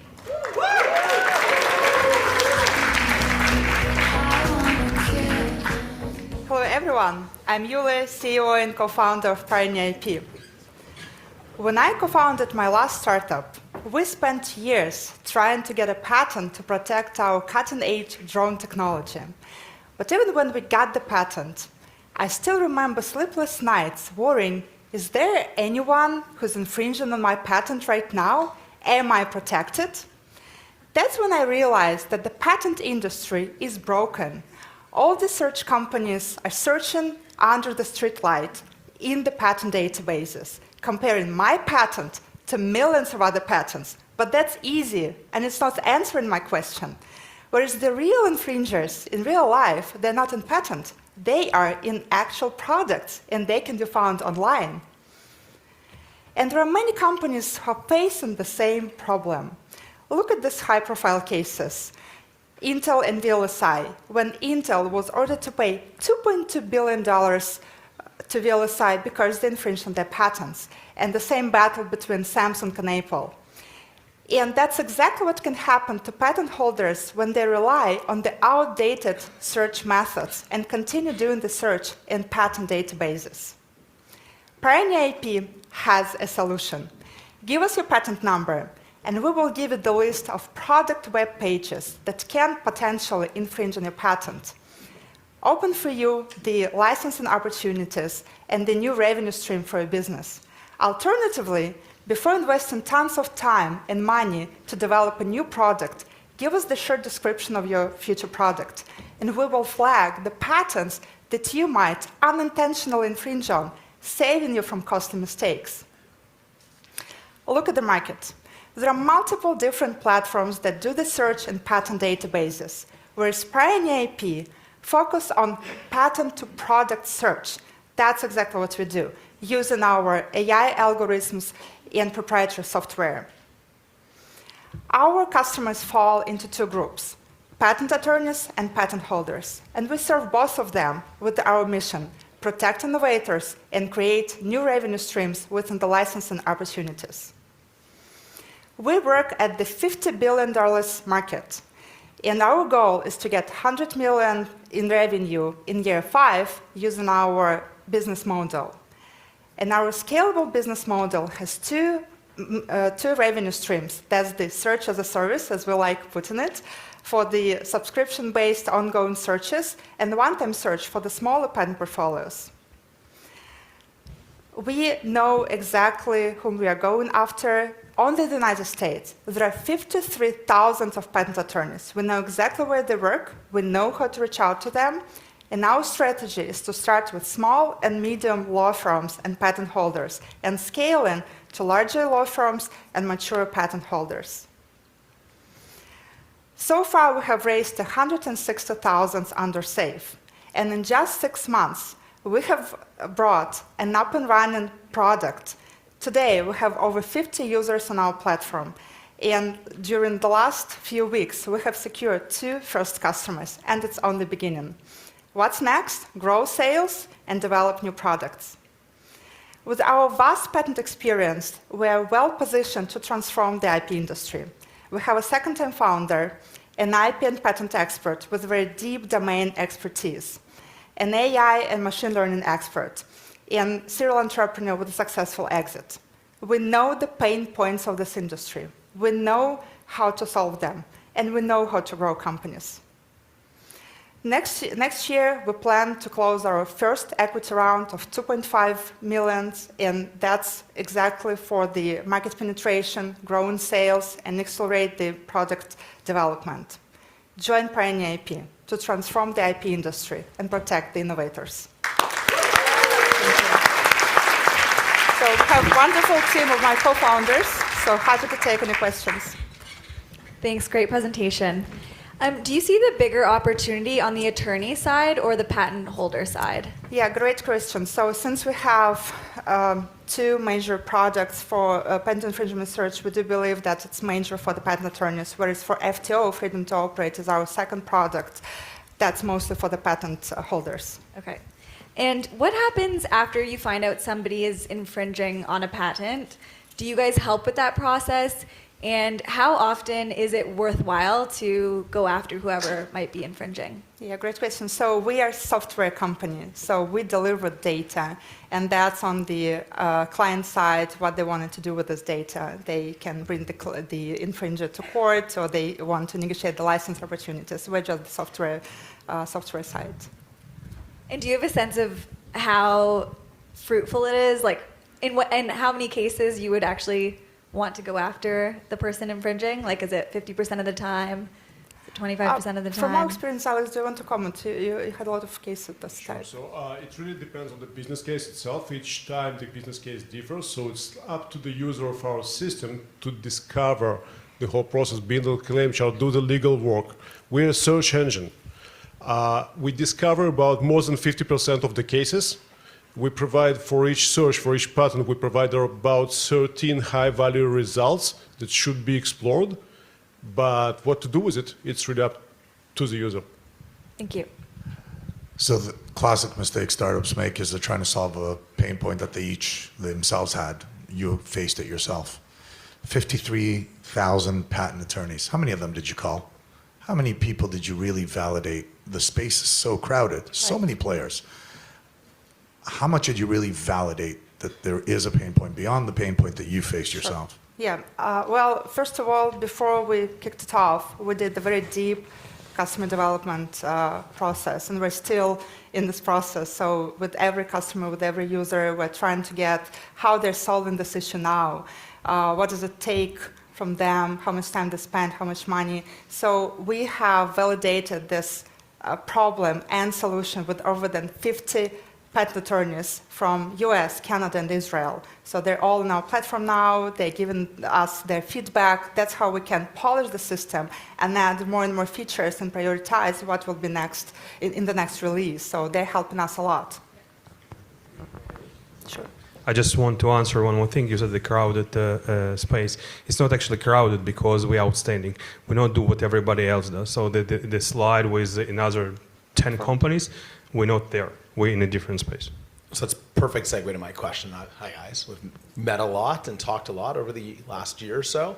How do you rationalize the fact that it is, you are doing something unique in the patent space, 100%, and you're doing one thing really, really well and really interestingly? I think in your growth it's what you're planning on building on that one thing is great, but when you're selling to patent attorneys and patent organizations, they've got a plethora of tools and full toolkits that they're using today. How are you able to stand out to sell them one more tool to add to already a stockpile of tools that they've got?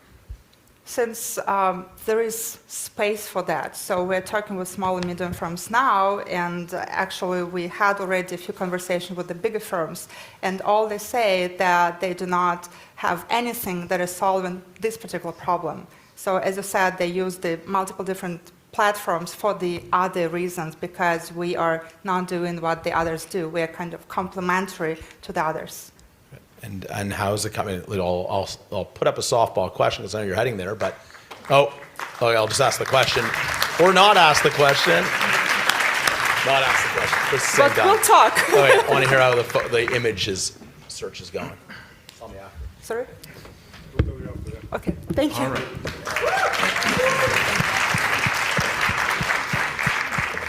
All right, Dan, next up, you're going to bring back our Cohort 1 champion. I am. Benjamin. Calvin, come on, join me. Round of applause for Calvin. So we're really happy to have you back. Yeah, thanks for having me. Of course. So Calvin won the Cohort 1 Startup Showcase. How did that make you feel?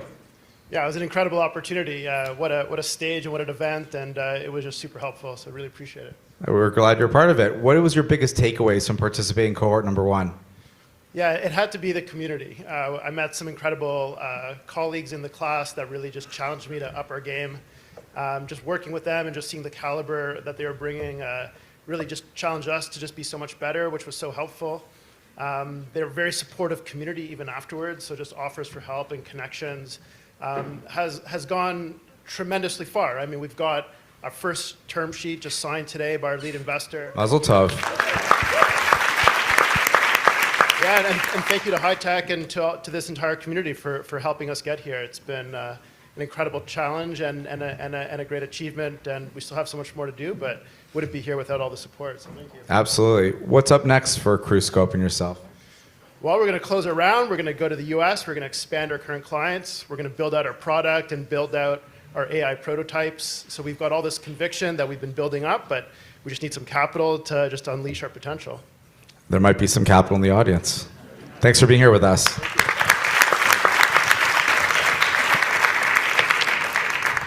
All right, next up, we have our final presentation, Joe from Publicus. Okay.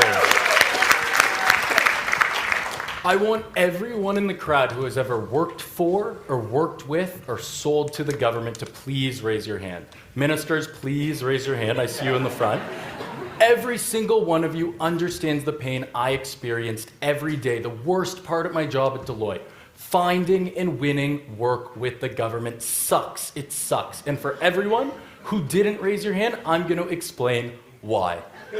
Basically, if a city like Toronto is looking for work from a construction company to build a road or a company like Deloitte to change its computer systems, it puts out what we call an RFP, a request for proposal document. They're long, they're confusing, and they're challenging to deal with. And I would spend hours every week trying to find relevant RFPs for my team, and then I'd have to read through these 100 pages just to determine if we were actually going to bid.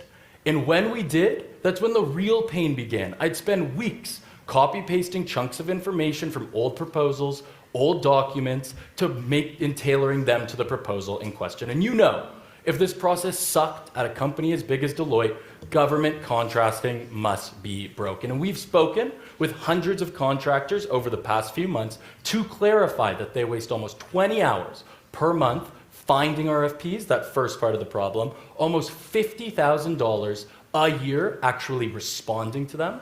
And this problem is huge. Governments of all levels in Canada spend over $200 billion every year on government contracts. And so, Publicus is here to fix this problem. Starting with the first piece, finding relevant contracts. We scrape the entire internet, identifying every opportunity that's relevant to your business, tailoring them to your use case. And then, after we do this, we read the entire RFP, pulling out every single critical detail to take your review process from hours to minutes. And finally, we've ingested hundreds of thousands of old proposals to help you determine your probability of success.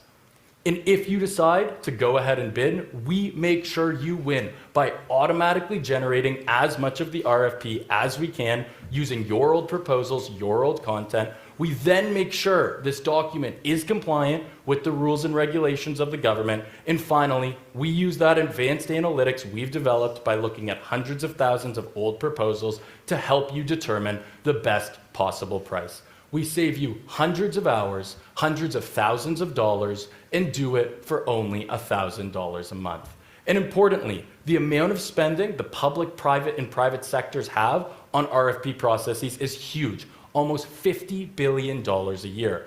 The 400,000 government contractors in North America spend over $20 billion on these RFP processes. And if we're able to capture just 10% of this huge market, we'd have a top line revenue number of around $2 billion. And we have a plan to win through advanced analytics. Starting, there's RFP generation tools like Lupio, which you may be familiar with, which focus on the generation piece. They do not include the finding and identifying of relevant RFPs. And there's some tools that have started to launch in the States that include this public sector focus, the identification of relevant RFPs, but they don't have those advanced analytics I mentioned earlier, the pricing prediction, the probability of success. And that is how Publicus is going to win. And we're starting with the 700 GovTech companies who sell to the federal government in Canada. These are our early adopters. They're open to technology, and we're approaching them through strategic partnerships with the lobbyists who already serve them. And we're the team to do it. I've worked as a government contractor. I've hated government inefficiencies all my life. And my co-founder, Akash, has worked as an AI engineer for over 7 years at companies like Loblaw Digital. So I want every single person who raised their hand at the start of this presentation to take out your phone, scan this barcode. Every single person who knows a government contractor. We want to learn from you. We want to speak with you. We want to work with you. Thank you very much. I look forward to answering your questions.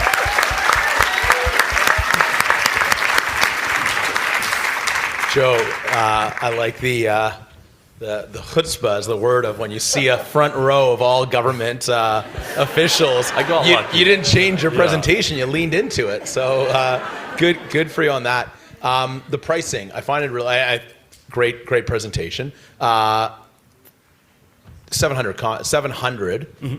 I imagine there's a wide variety from small to very large organizations, and a Deloitte charging them $1,000, and my cousin who might have a firm with 5 people, you're charging them $1,000. What's the rationale around the pricing? Yeah, so essentially we charge based on the amount of teams or specific subjects you're asking to, $200 a month for each of those, and the number of RFPs you generate, right? So my old team at Deloitte, where there's 6 different subjects they're tracking, that would be 7 times $200 a month. And then if they're writing 30 RFPs, they're going to have a much higher revenue per user, right? And so we're focused on the smaller companies because we want to make it accessible. Government contracting is historically something where there's huge barriers to entry, but you're totally right to be curious about that pricing. That's specifically focused on the SMBs, essentially. Got it. Last question for me. I don't want to get cut off again. Yeah. So I'm not going to risk that. Platform, and you're trying to do a lot, which I admire, and I think that's a great approach. Are you doing that in a sequential order? Are you tackling? Is there one part that you're, it's going to be a little harder than the rest, and you're building into? Mm-hmm. Yeah. So for this whole solution, we believe that we are data lovers and public sector lovers. So we are using generative AI first to take all these data in the public sector and convert them into structured data. But then we want to build recommendation engine, which will help businesses identify these opportunities. But we just don't want to identify these opportunities. We want to have them personalized recommendation engine. What do we mean by that? Is we want to use contract intelligence, so we match the best contracts that's available for your businesses. And I have an amazing co-founder who constantly talks to all these experts. Because of that, we want to incorporate human expertise into this and build specialized AI systems in this area. Great, thank you. Starting with the first piece and then the second piece. What's to stop a company like Lupio from integrating this type of product into their existing product? Yeah, so I think there's 2 main barriers. One is the fact that we have built, and we're going to continue to build, a proprietary data set, right? All public sector data is what we would call unstructured. It is not yet machine usable. We spend a lot of time taking this public data and making it into something that our RAG engines, our technology can actually use. And then at the same time, we're enriching it with budgetary documents, legislative transcripts. That whole process is really challenging, requires a lot of upfront investment, and requires domain expertise. So they could totally take the time to invest in this vertical. However, we do not see that making sense, as they still have to fight it out and win in the private sector before even considering entering government contracting. So the answer is, obviously in the long term, they could totally build this out, but we believe we have enough time and space to run at the problem. Thanks. First one, comment. Have you ever heard of a company called Publicus? Yes. I pronounce that one Publicus. Yeah, so Publicus. So one, if you're building a big brand, you may over time want to think about it because that is one of the 4 biggest holding groups, and from the name, it may help, may be different for you guys if you want to build a brand. Did you speak to OpenGov and Cloud Permit? Yeah, so they're both target customers, I would say, in terms of the types of logos, and I'm sorry that those numbers have pasted there strangely, but of the target vendors we're looking for who sell to the federal government, those would be 2 example ICPs, right? Did you speak to them? No, not yet. Not either of Cloud Permit, but Portage Cybertech, there's a few other, Acopia, and I am actually in Please contact do so with them. tomorrow. Yeah. Talk to the people. When you talk about partnerships and sales channels, you need to understand what you're up against. In terms of OpenGov, go read the story, right? But go talk to them for sure. Tomorrow. For sure. A great job. Thank you.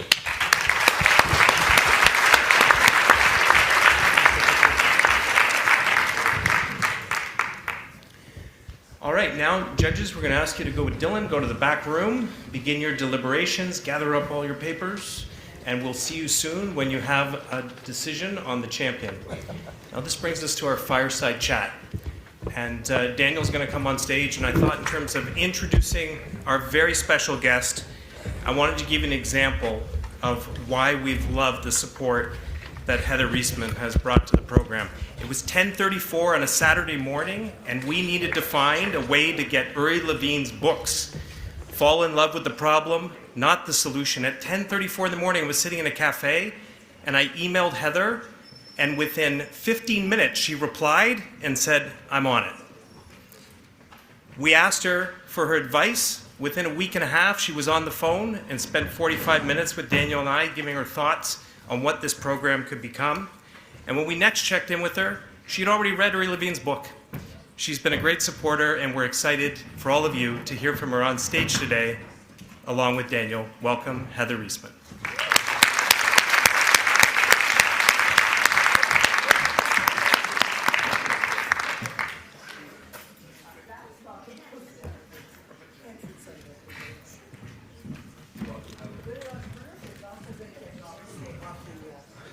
Nice to see you.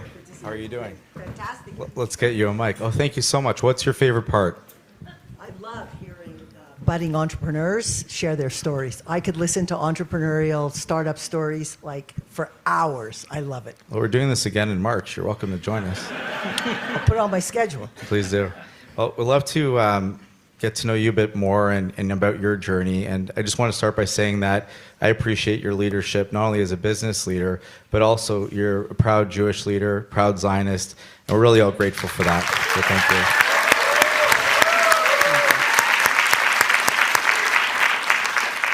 So your entrepreneurial story is really incredible. Can you tell us a bit about the inspiration at the very onset of creating Indigo? I have to say, I do believe entrepreneurs are born as entrepreneurs.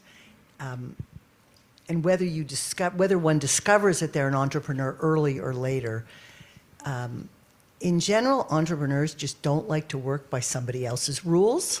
That's number one.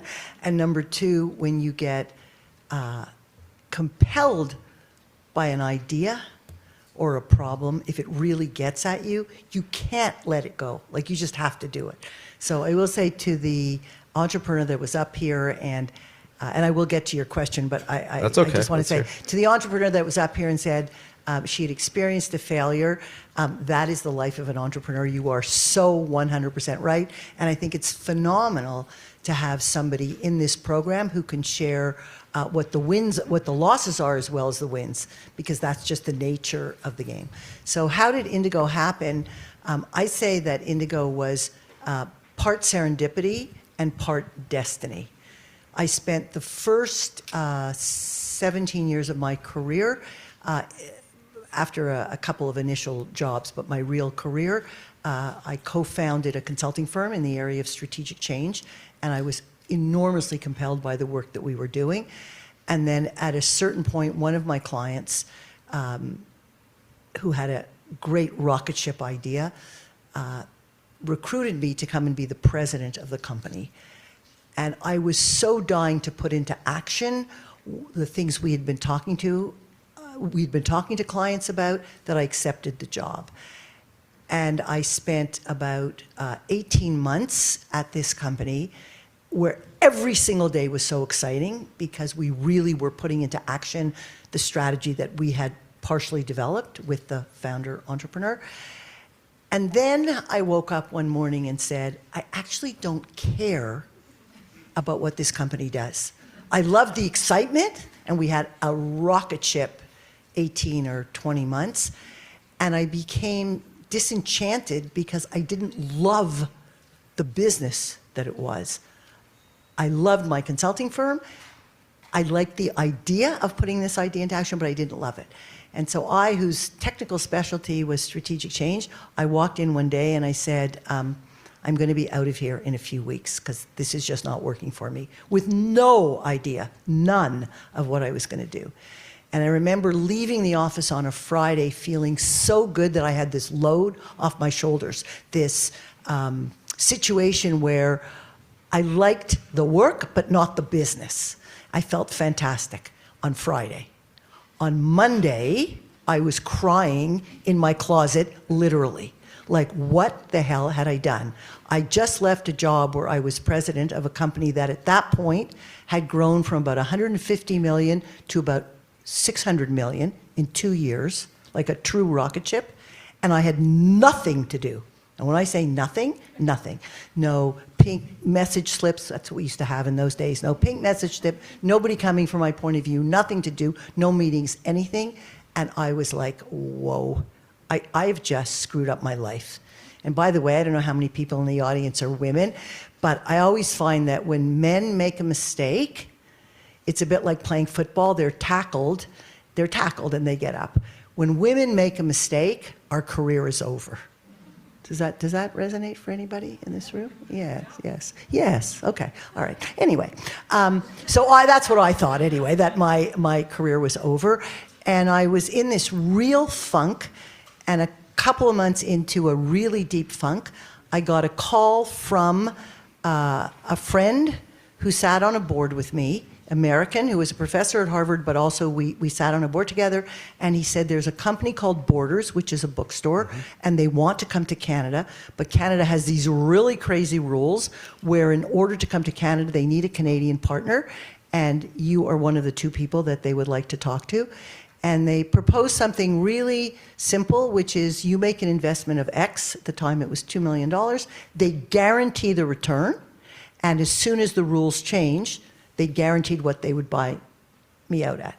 So I loved bookstores all my life. I had nothing to do, absolutely nothing. And so I met with them, and the long and short of that story, which is, we don't have all the time for it tonight, but the long and short was that the application from Borders Canada into government coincided with the vote in Quebec, where Quebec came literally within 2 points of being able to cede from Canada, of getting a decision to cede from Canada. And the government at the time decided that the way to wave the Canadian flag was to say Borders can't come to Canada. That's what really happened. But by that time, I was so in love with the idea. This business was everything that I loved, that I said, I'm going to do it. And that's how it started. That's incredible. Thank you for sharing. So in the program, we very much embrace failures. Mistakes are just mistakes. It's meant to be overcome. And as we advocate that feedback is a gift, so we really are trying to focus on building more resilient entrepreneurs. But more resilient entrepreneurs come from resilient teams. So can you tell us a bit about your teams and the way that you've constructed them over the years? And want to acknowledge that you've been one of the best places to work in the past as well. So thank you. Excited to hear your answer. So yes, it is all about the quality of the teams. But it's not just what I've learned over time. It's not just the technical ability or the competences. It's the shared values a great team is a combination, I've learned, of both the real ability to do the work and shared values. In the absence of shared values, you can't do anything. You can't sustain the difficult moments, and even when there are good moments, you don't come at it in the same way, and there are fewer good moments. So I'm a huge believer that A's hire A's, and that you don't have to look, sound, you don't have to look the same, sound alike, even come at problems in the same way, but you have to have a shared sense of values. Reflecting on that, because without your core values, it's really difficult to overcome repeatedly. What are some, maybe just one example of a really difficult situation that you and your team faced and how those values shone through to get you over the hump? Okay, so two different circumstances. When we were first starting, when Indigo was first starting, we had a competitor named Chapters that were, and Chapters was big. Like, we were a startup company, they were already a couple $100 million company. And Chapters had a very smart chief executive, like someone that I have a lot of regard for to this day. But his background was military, and his point of view was never let a potential competitor get on the beach. And they did everything to stop us. Like, it was just unbelievable. And it took amazing commitment, not just from me, but from the team of people who I had brought from very good jobs to stick with that, to stick through that situation. So that was one time when the shared values. But very late in my career, when I should have known better, I actually had the opposite experience, which is I brought somebody in to the company who was very smart, unbelievable reputation, etc., and I did not penetrate enough on the values. And it was the single most costly decision of my entire business career. So something I'd always believed but almost took for granted that I was good at sourcing it, I know for sure if you don't have shared values. And so when I was in a situation with someone with whom there wasn't shared values, who had a critical role, it created a lot of damage and friction. How does that weave into your hiring practices, and how do you remind or reinvigorate the team going back to values daily? Daily. We have a very clear set of guiding principles. They're articulated in clear English. They do reflect my core values. I think that is one of the few things a CEO over time gets to influence. You know, in the end, as a company grows, lots of decisions are being made every day, and lots of things happen. CEOs actually don't affect every single thing.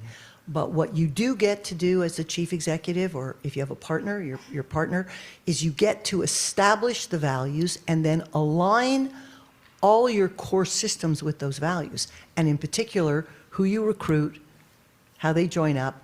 So your whole staffing process, your performance and potential management process, in those two processes, and then the third, your reward system. So 3 core HR processes. Each of those processes have the ability to first to recruit and then to reinforce those core values. And then in almost every big decision you make, those core values reassert themselves.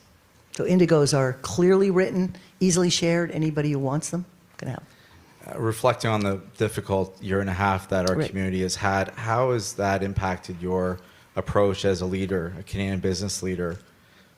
That's an interesting question, because Indigo has been one of the companies most in the news and most attacked. So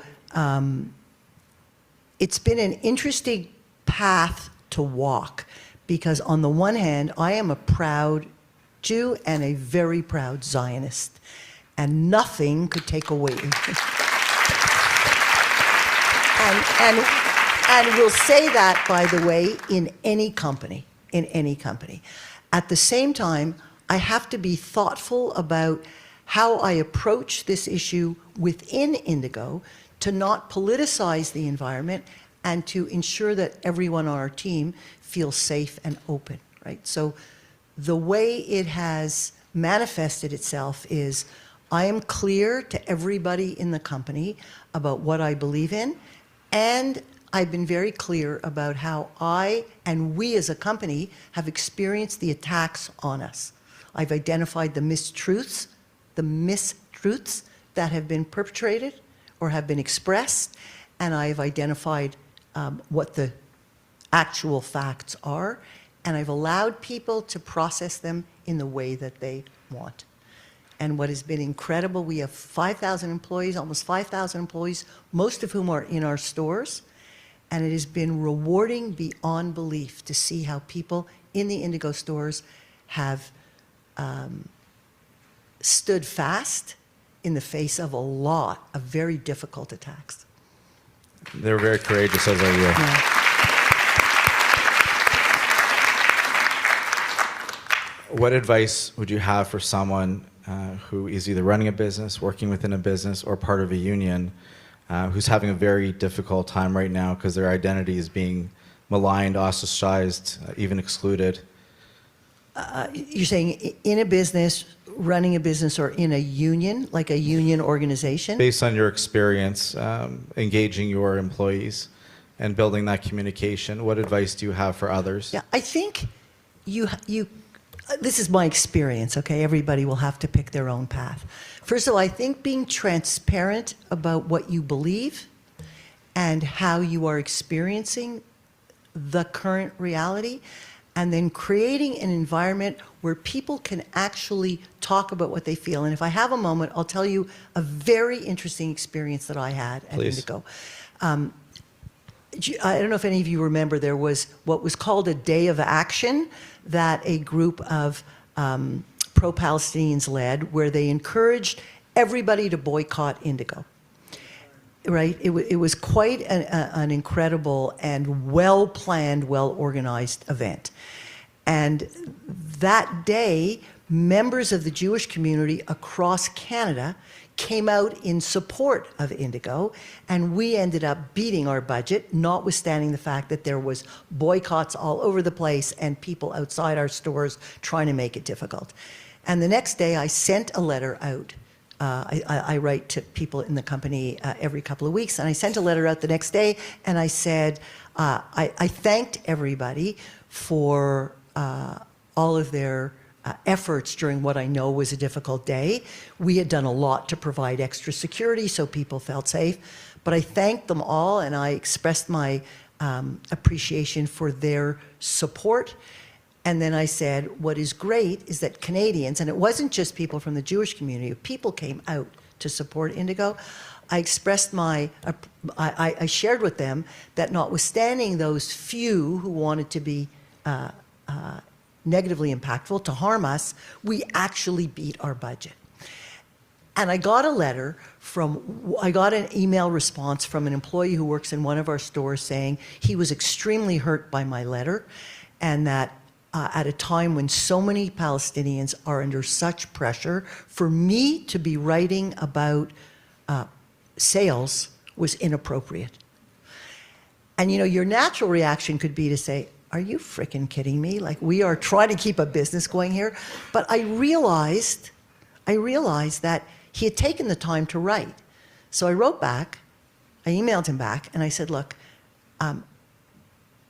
it wasn't my intent to say that one thing didn't matter, right? But would you consider coming to talk to me, or might I meet you to talk to you, so that I can better understand your point of view and you can hear my point of view? And he said immediately he would love to. And I said, where would you like to meet? And we arranged a place. And he said to me that he appreciated my letter and he appreciated what we were doing, but that he was really sad for what was going on, and people in the store were sad for going on. And was there a better way for us to talk about this?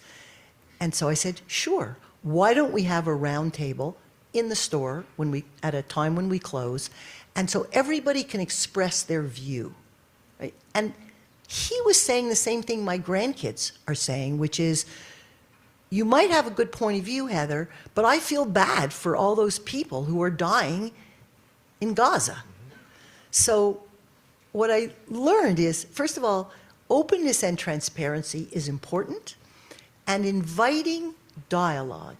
In most cases, good people of good intent, given the opportunity, can have a dialogue, right? In most cases. And that, I think that is true. And then there's the very small minority who aren't interested in dialogue. You can't change those people's minds, and it's a waste of energy. But most people, I think most people, under the right circumstances, if they feel truly that you are truly willing to listen and learn, there is a lot of opportunity. Thank you for being open with us. Appreciate that very much. So we have a number of really incredible ally leaders here. Chris, Dean Zwick, Stephen, and many others. What advice do you have for our community in terms of having conversations like that to build friends and allies? Because it's a very real struggle with anti-Semitism skyrocketing. You know, many people are considering to leave. Many people have left, including friends and family of mine. Have left where? Canada. To go where? Israel, Texas, Florida. Okay. So when you see a lack of principled leadership, in my perspective, from the federal government, you see more principled government provincially. Yeah. You know, and I'll actually give you an example of your recommendation of having conversations. It's just a week and a half ago, a number of leaders in the community, grassroots community, organized an interfaith discussion with the mayor and with City Councillor Pasternak and a number of other leaders. And I think that you're absolutely right in that having these dialogues, it's mission critical, whether it is your neighbors or coworkers or employees or even your elected officials. So what advice do you have for our community in terms of advocating how we're feeling and where we're coming from? Because, you know, many of our parents and grandparents have had to leave the countries that they're from tragically. And, you know, Jews have played a very important role in building Toronto, Ontario, and Canada. And no one should have to feel that they need to leave in part because of rising anti-Semitism. So in your opinion, what advice do you have for all of us considering what we're facing? Yeah, well, I think Canada is a pretty great country. And I think this current strain of anti-Semitism, listen, anti-Semitism's been around for a long time. And it's just kind of reasserting itself here. But I think there's a lot to work with in Canada. I'm a proud Canadian also. I'm a proud Canadian. I believe that there is a lot we can do if we engage and build allies to begin with where there is truly fertile ground, right? Where there is truly fertile ground. So I just think in the case of this young employee from Indigo who's just phenomenal, and he first came at me really hard, like really hard. I think if there are people of true goodwill, we look for those people, right? We're not going to start with the person that's been parachuted in, probably supported by someone in Qatar, and try and convince them. Not such a good idea. But I think if we can work with people with whom there is true openness, I am hugely optimistic if we are actively engaged. This is almost the first time in my life, and I'm old, this is almost the first time in my life that I need to be actively engaged in this issue. So I just think we just need to actively engage in it, not run away from Canada. Like, I respect that some people make that decision, sort of. Sort of. I appreciate that very much. My final question for you is that we've supported 80 entrepreneurs, emerging tech founders in our program to date. We'll be up to 130 by the end of March.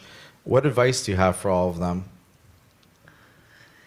If you're following something you believe in with all of your heart, you will have difficulties and you will have moments, like maybe every hour you'll ask yourself, is this really going to work? Am I on the right track? Could it happen? I think one of the most inspiring stories of all is our recent Nobel laureate. Look at Jeff Hinton. Mm-hmm. Look how long he tried to convince people in the concepts of backpropagation, like for decades, right? So, I mean, and I understand, and sometimes you do have to make the decision that, I'm just so sorry that I forget the name of the person who's your entrepreneur in residence. Marie Yeah, for sure, sometimes the intelligent, wise decision is to say, you know what, this truly isn't going to work. But in most cases, as you know, and all the entrepreneurs in this room know, like 4 times a day, you're asking yourself, am I going to succeed? Am I not going to succeed? And I think I just read something recently that really struck me. You need the humility to know that where you can be wrong and the courage to know that you will succeed. And I think that's the thing. If you're deeply passionate about it, you have to keep at it. Absolutely. And It's now, a resilience. You brilliantly talked about it. It is resilience. Oh, and one thing, 1 or 2 people in your corner who believe in you even more than you believe in yourself. That's always helpful, or as much as you believe in yourself.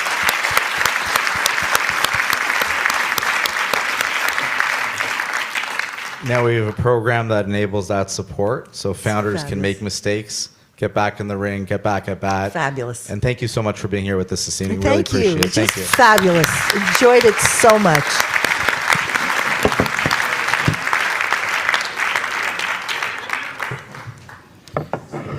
What a wonderful conversation.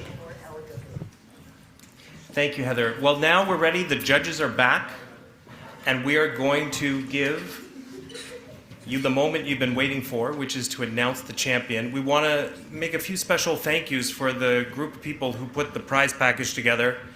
And you know, as programs like this happen, it's really important when people, and exciting to me, when people in the community start to stand up and say, I want to help, I want to contribute. I'd like to show the champions that we have their back and we're behind them. So we want to give a special thank you to Alan from Ozio Law.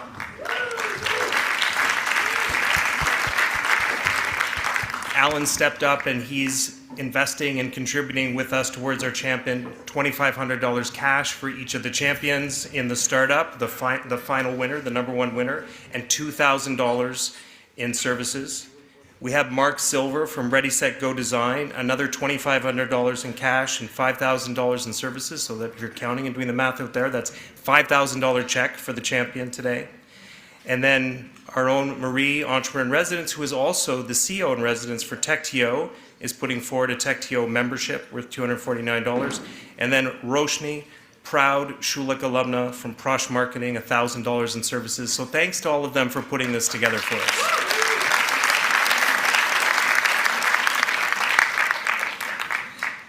And with that, I'd like to bring Neil and any of our judges who want to join him on stage to announce the winner. I think all the judges should come up. Let's bring all the judges up. It's the second time in 7 months, Heather, I had to follow you on stage at Startup Fest. I got to go after you after the most amazing hour. So I get to do it again, and I'm humbled by that. Are the other judges coming up? So they're not coming up. All right, I'm by myself up here on stage, just like at Startup Fest. It was incredible founders from the very first time I met all of them on day 1, hour 1, as I think the first presenter in the cohort, an amazing cohort.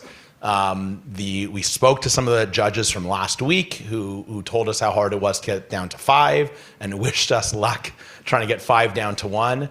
5 down to 1 was very difficult. We spent most of the last 50 minutes wrestling to come up with 1. So honorable mention goes to one that I love. I love everything about it. I'm going to be a user. StoriedLife, huge honorable mention as an incredible company, and doing something super important. So I think it's really an amazing endeavor. And the winner, as long as they're willing to consider changing their name, because it's super confusing, is Publicus or Publicus. But a great company, great founder, great energy on stage, great founding team, really tackling something. At the end of the day, the 3 of us sat back and said, we're VCs, 2 of us, or maybe 3 of us, we're founders of our own. And our job tonight was to decide which one of these companies was most venture backable and felt that company stole the show. So congratulations to all 5, and definitely congratulations to Joe. Is anyone coming up on stage at some point? Yeah. Or am I just standing here? Let's bring Publicus. I got a lot of stories to tell. I mean, you need to use the app, but otherwise, you guys should come. And maybe the other judges now come up on stage. Now. Thank you. Thank you very much. Thank you, guys. Congratulations. Thank you.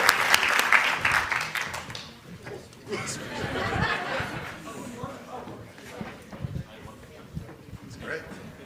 We do a picture? Yeah. Dan?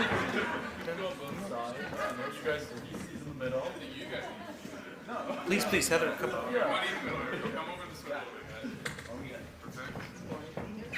Yes, we got you.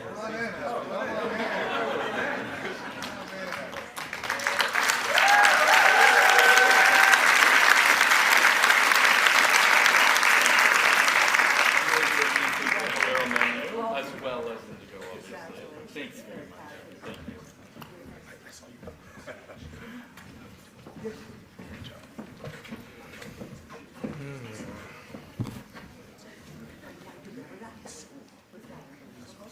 It's okay. Take your time. Take your time. All right, Dan. You have fun? Yeah, it was a great night. How are you feeling? I feel great. You know what we did here tonight? We combined a bar mitzvah with a typical demo day. How's everyone feeling? And congrats again to Publicus.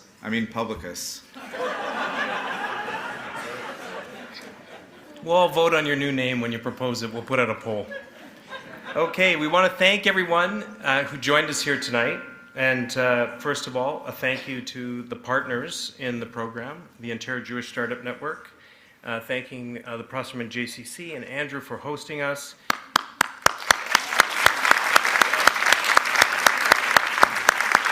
Everything that you do for the program, to the Dean and the Schulich School of Business, to President Lenton for being here with us personally tonight from York University. To Dan, my partner up here, for like all the work with high tech. Thanks, Chris. You too. We want to congratulate again all the cohort 2 founders for the incredible job that you did throughout the program. It was amazing seeing you do your work and grow throughout the program.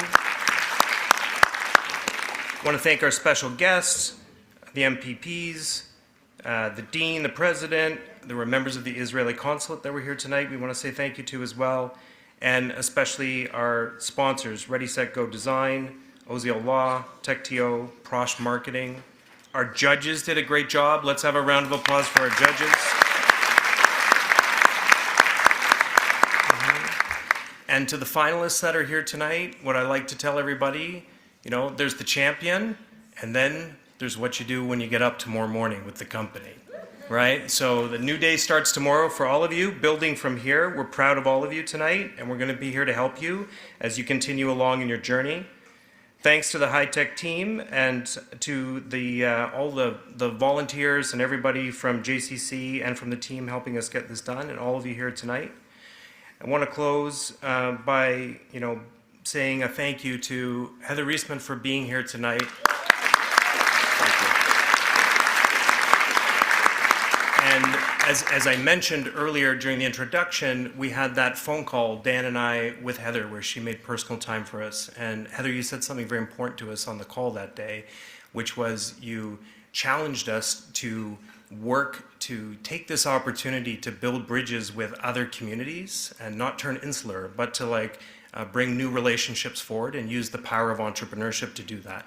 So we wanted to take the moment to tell you tonight that when based on your suggestion and your thoughts, when Uri comes back to visit us from Israel for the January cohort, we're going to be running a special community event. We're going to invite founders from different communities and startup communities to all come together around the table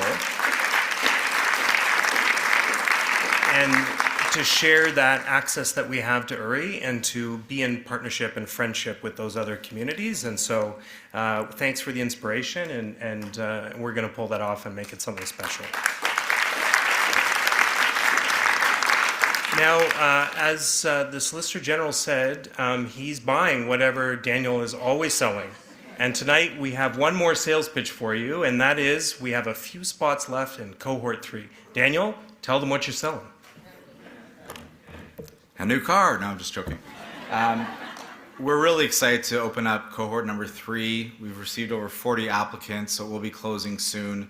The quality not only of the businesses, but of the integrity and the values of these founders that have been a part of the first 2 programs is just incredible. The camaraderie, the mutual support, we're really building something special. We're not only building business leaders, but we're also building community leaders. So if this sounds like someone that you know, son, daughter, maybe it's you, we would love for you to connect them to us because we are building an impactful village of support, and we're here to create global companies and more resilience in our community. So please make a shidduch, right? Remember what shidduch means? See, there's a test. It's a match. It's a really good thing. That's what I remember. I just want to finally say that we have some really incredible startups outside. Please go say hello, introduce them, offer mentorship, cut a check, just be a new friend. And so please head outside. On the back of your guides, you're actually going to see a chart. So once you collect 10 signatures from each of these companies, and there's about 24 out there, you'll be able to redeem that for Yuri Levine's incredible book. It was incredible, right, Heather? It was fantastic. It's a Bible on how to build a startup. And we cannot wait to invite him back. January 21st, he's going to be back. And again, thank you everyone for being here this evening. Thank you, Chris. Thank you, Andrew. Thank you so much. We'll just ask our finalists, our sponsors, and our VIPs to come to the stage for a final photo, and the rest of you will see you outside. I don't know. It's okay. Okay. Great job. Congratulations. Mazel tov.